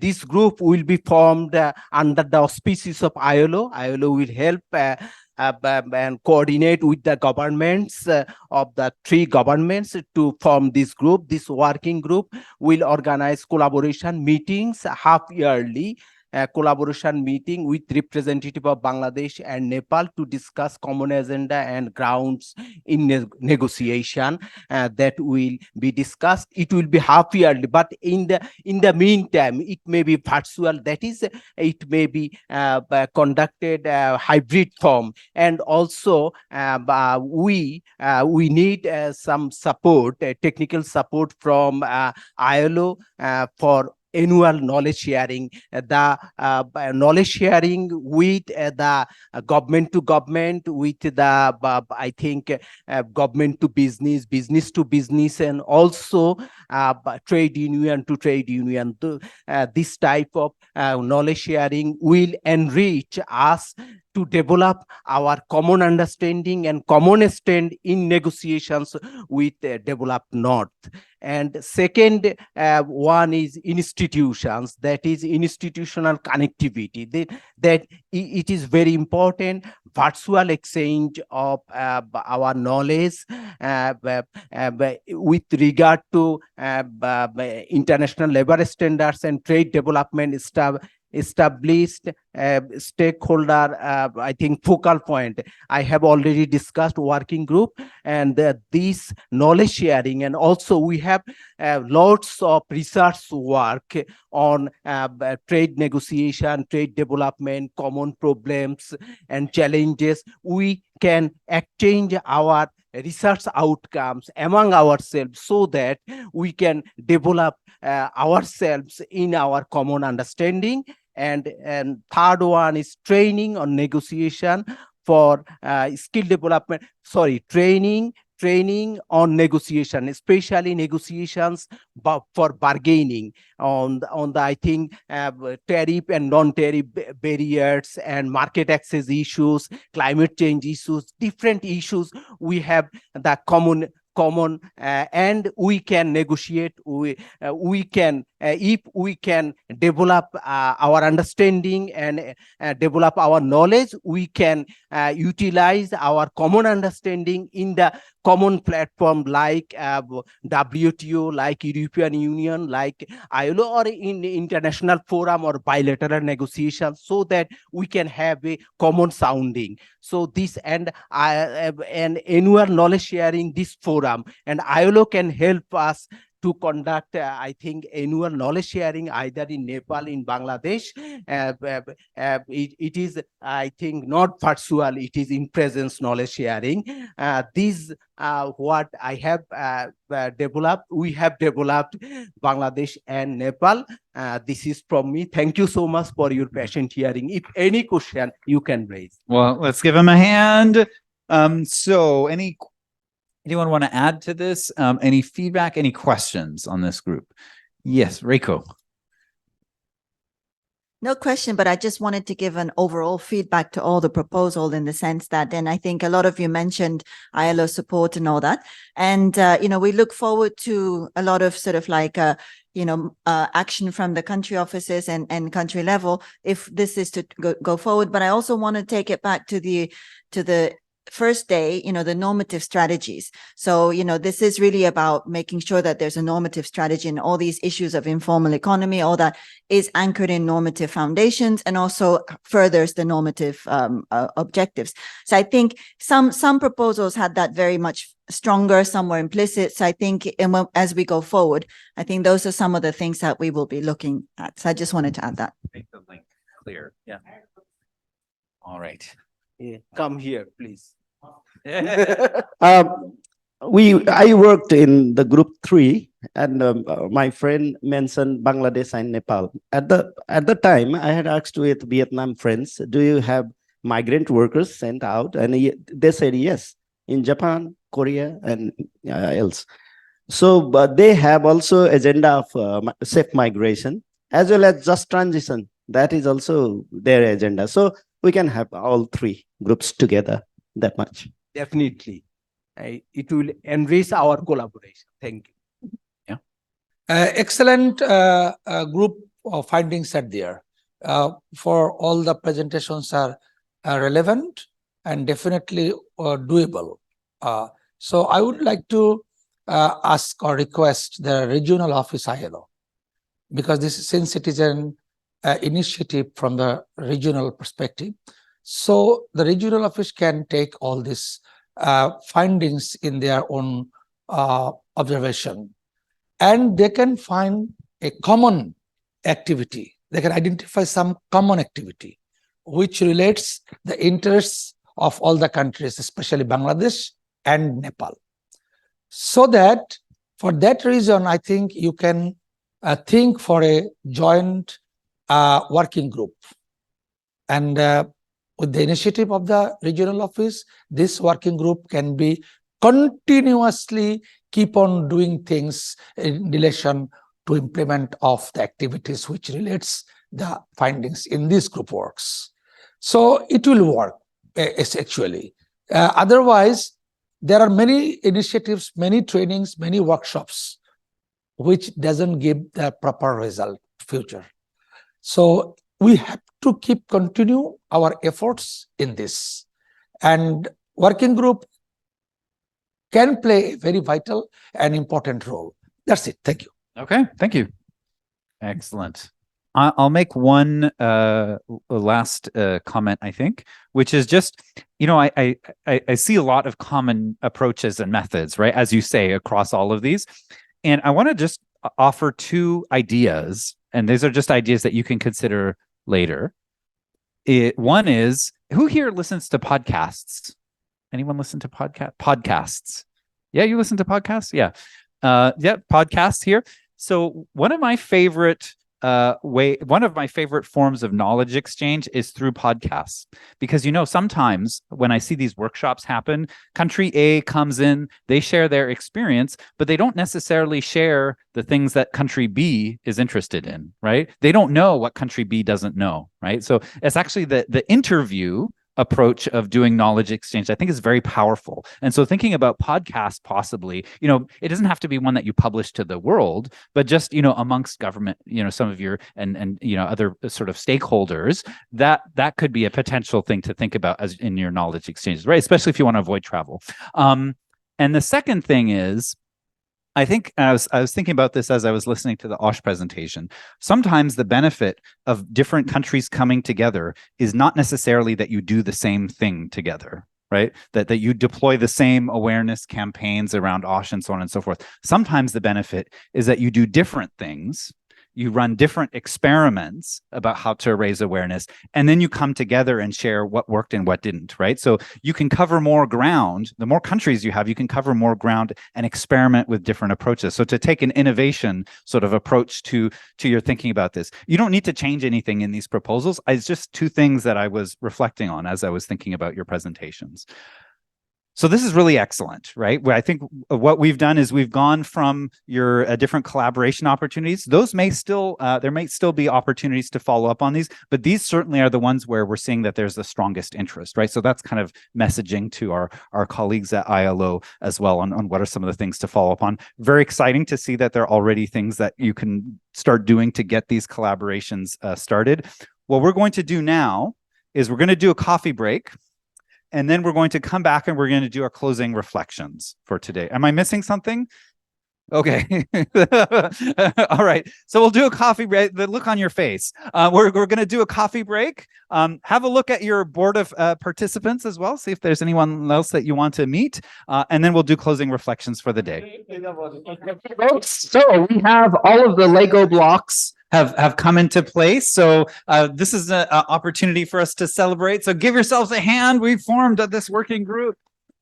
Yes. Okay, so we're coming up. I had some wishes earlier that we finish early, and I think we're doing pretty good on time, right? So we might finish early as long as we do these next pieces right. I want to do a closing reflection with everyone. And so we're going to do this just while you're at your tables. I'd like you to take maybe a few minutes to write down. We'll do that at the end. Yep.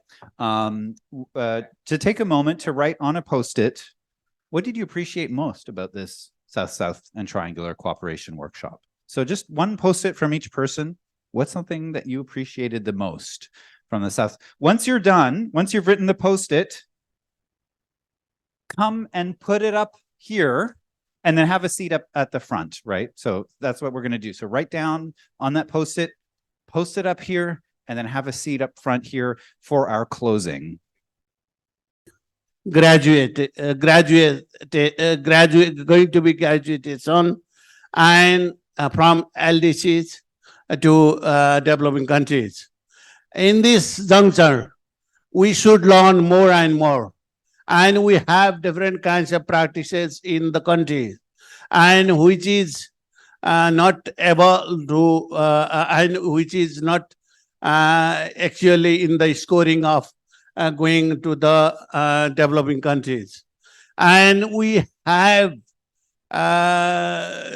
to have different kinds of culture to set in our country. Yeah, for this things, actually, this is a kinds of great moment to us. And graduation itself involve different kinds of requirement. And to fulfill that kinds of requirement, these kinds of workshop has given us all kinds of knowledge and all kinds of different kinds of things, and encouraging us and enrich us, which will be help to disseminate in the country perspectives after going back to Nepal. Different, we are three countries, actually, Vietnam, Bangladesh, and Nepal. Actually, we have different kinds of common issues, and and some countries have different kinds of specific issues too. Yeah, thank you. I am considering you. And different issues too. And then we share these kinds of issues, and these are the applicable in Nepalese context too. And we have the taking message to Nepal. Learning, it has provided us the learning environment and how to learn, how to be capacitated.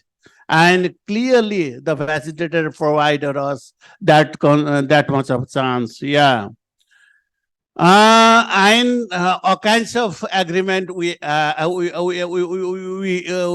coming into all kinds of agreement that all kinds of agreement. That means we have the common platform too. We make a common platform too, and it will be continue in the future too. And then that should have the follow mechanism.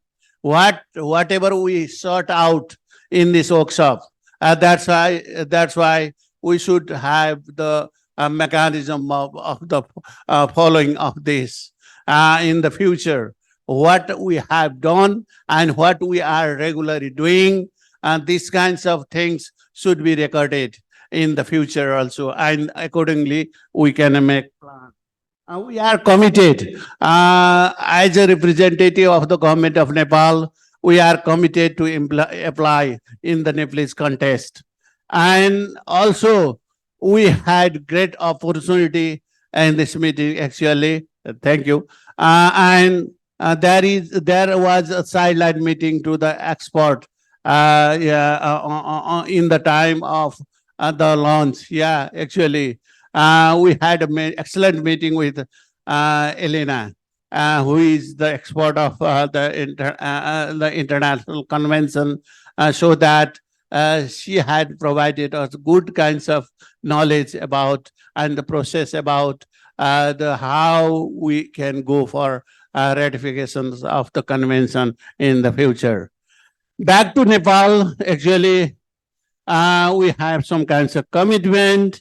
And we have the commitment for the application of the whole resolutions, all the activities which we came into the solution. Then, and these are the resolutions will be applicable in Nepalese context while we go back to Nepal.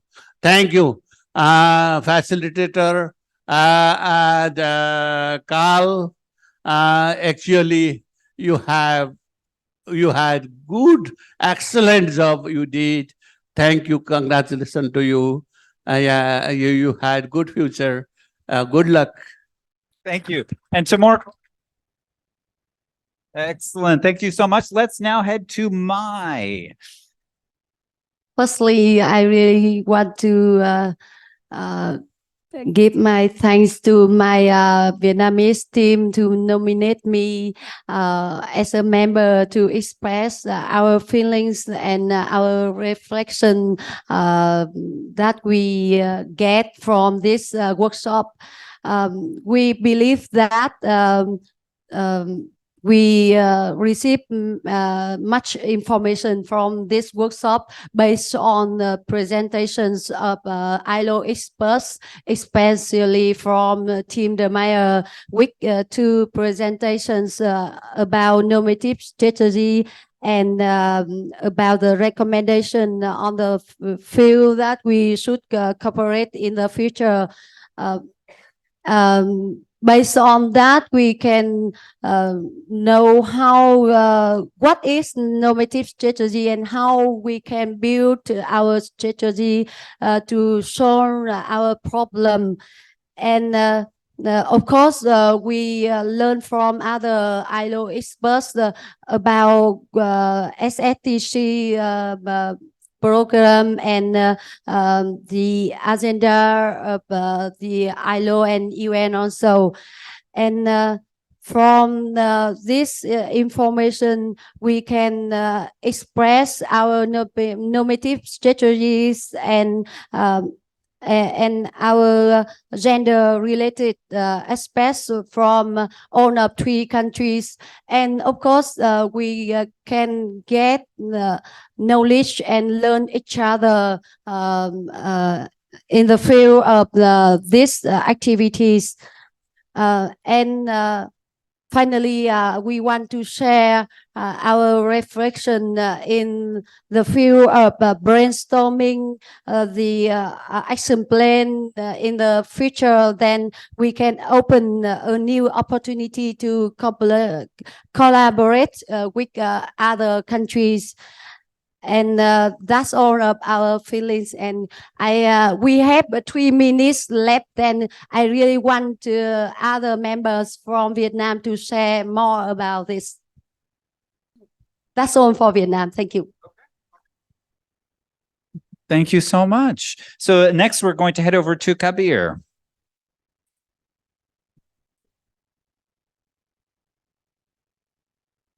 Thank you. Good afternoon.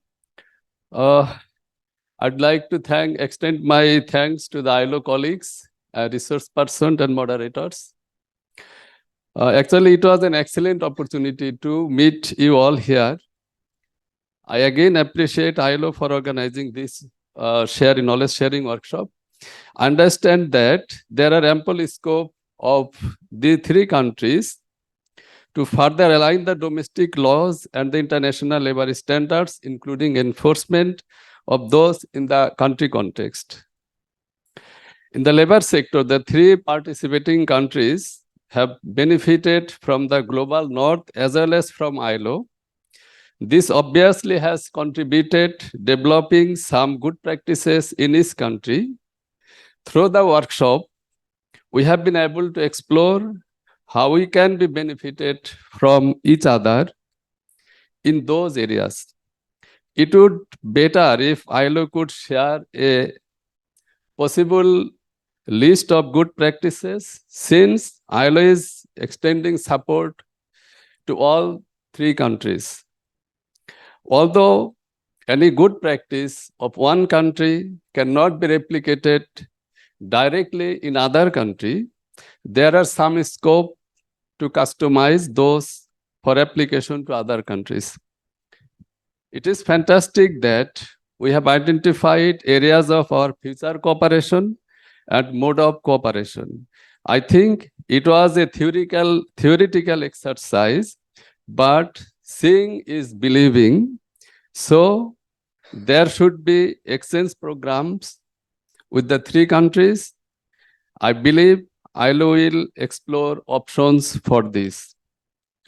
I think this was a good start of sharing South-South technical or triangular cooperation experience.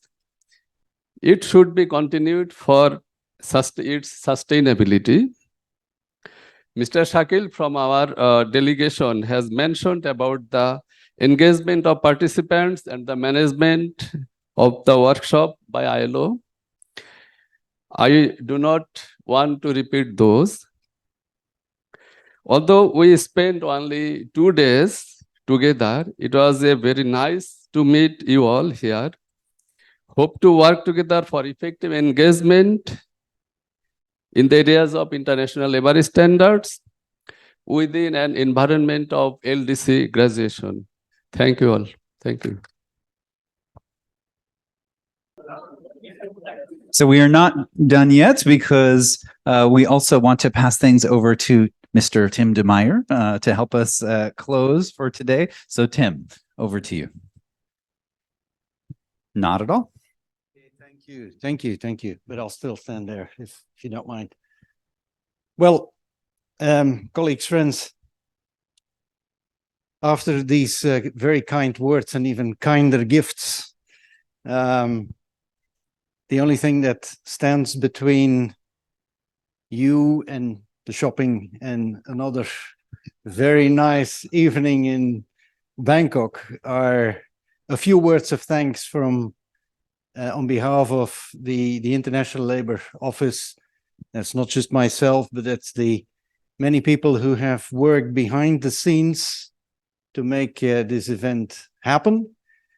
And obviously the very hard work that our moderator, Carl, and with the assistance of IRA has put in, not just over the last few weeks, but indeed over the last, I think something like 9 months it was in the making. So very first of all, thank you very much for the work that you have put in during these 2 days. And thanks to Carl, to IRA, thanks to the colleagues, and thanks also, of course, to our colleagues in headquarters who are responsible for the South-South cooperation, because without their generous support, it would not have been possible for us to bring us all together here for these 2 days. You've truly done, I think, a very impressive amount of work.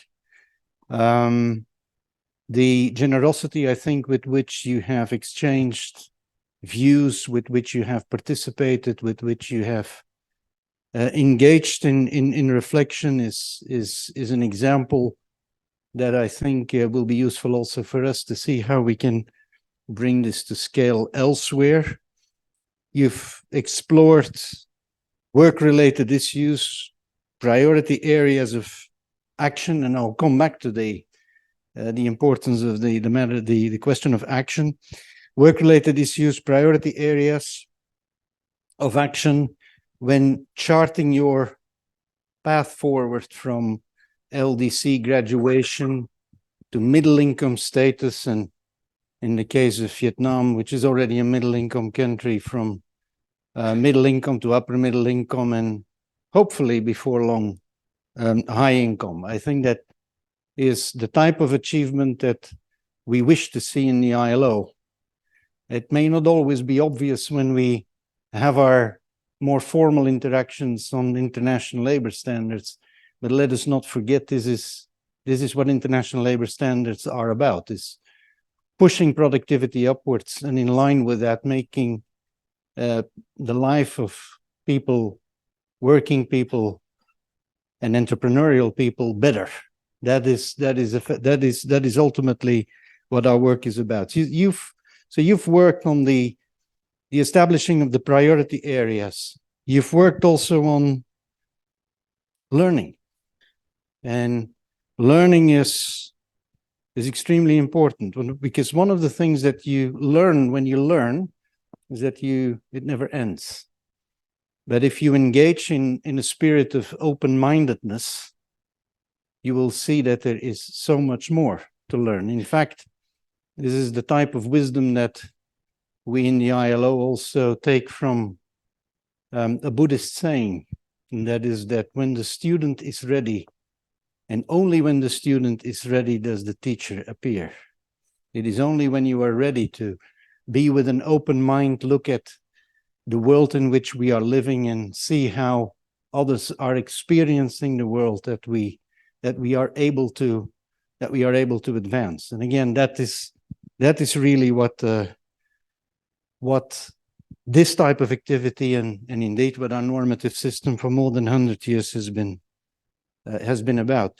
You've contemplated action, some immediate things that you can do yourself, things that you will require a bit more work, midterm, and things that you will really need the support of others in the international community to help you advance on.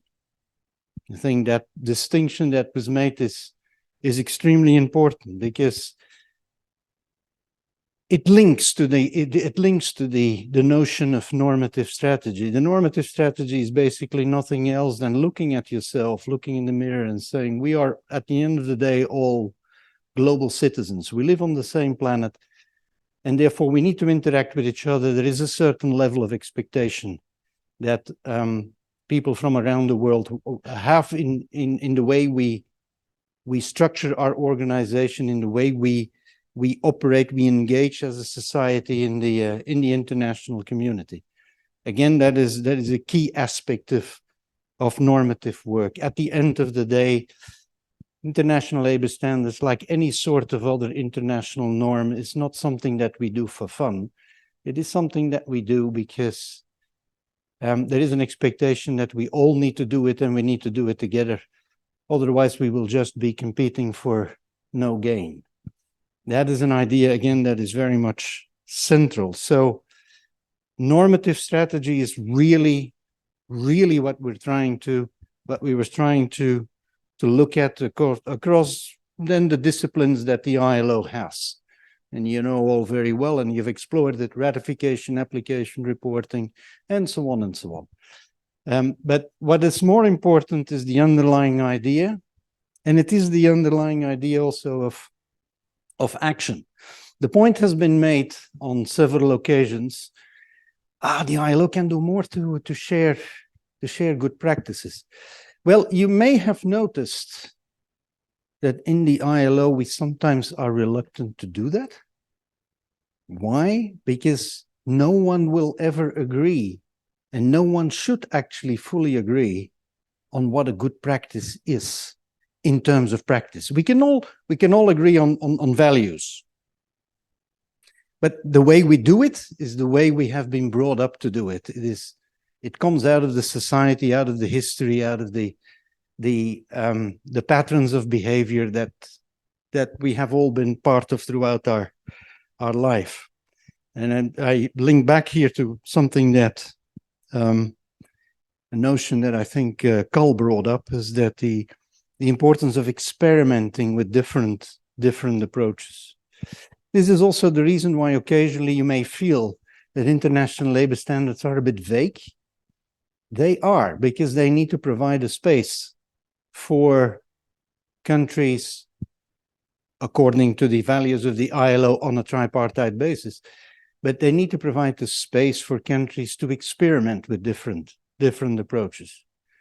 And what we do in the ILO is actually occasionally trying to bring societies back to these values that inevitably we all share. Now, all of this sounds very ILO, but actually all of this was said many times before by people who have come up, have grown up in this part of the world. And I would like to conclude with a couple of these quotes from somebody who our friends from Bangladesh will certainly know very well, Rabindranath Tagore, the great poet, who came up with all of these ideas nearly 100 years ago. And during the time actually that the ILO was a fledgling organization. And I'm going to start with a quote of something he wrote in 1928. Today, 1928, today economic power has been captured by a small minority. but it has acquired this power only by accumulating the productive power of others. Their power is simply the accumulated labor of millions of working people in a monetized form. This productive power is the real capital, and it is this power that latently resides in every worker. If you don't feel that that is contemporary, I don't know what is. But the great value of Rabindranath Tagore was actually poetry. And I would like to conclude with three of his quotes that I think captures very well what we have been discussing. The first quote is, "I slept and dreamt that life was joy. I woke and saw that life was service. I acted and behold, service was joy." Beautiful. The other one is, again, on the importance of action. You cannot cross the sea by standing and staring at the water. Acting requires us often to cross seas. The water is cold, sometimes violent, but we have to step in. And we have to do that on the basis of the values that we share. And the values that we share, that idea is captured in a third quote, where it says, "Faith is the bird that feels the light when the dawn is still dark." We said that seeing is believing, believing is also seeing. We tend to see the things that we believe in, and we tend not to see the things that we don't believe in. As with everything, everything is a compromise between truths. There is no ultimate truth. So with this, and I think I've spoken now far than long enough, I truly hope that this journey that we have just started, that we can continue that we maybe can bring in triangular cooperation at some point, and let's make it triangular, not strangular. Very important. It has to provide and continue to provide that space that we are so much, that we cherish so much. Let us do that together. And before that, for now, God bless, good health, and wish you all a very safe trip home. Thank you.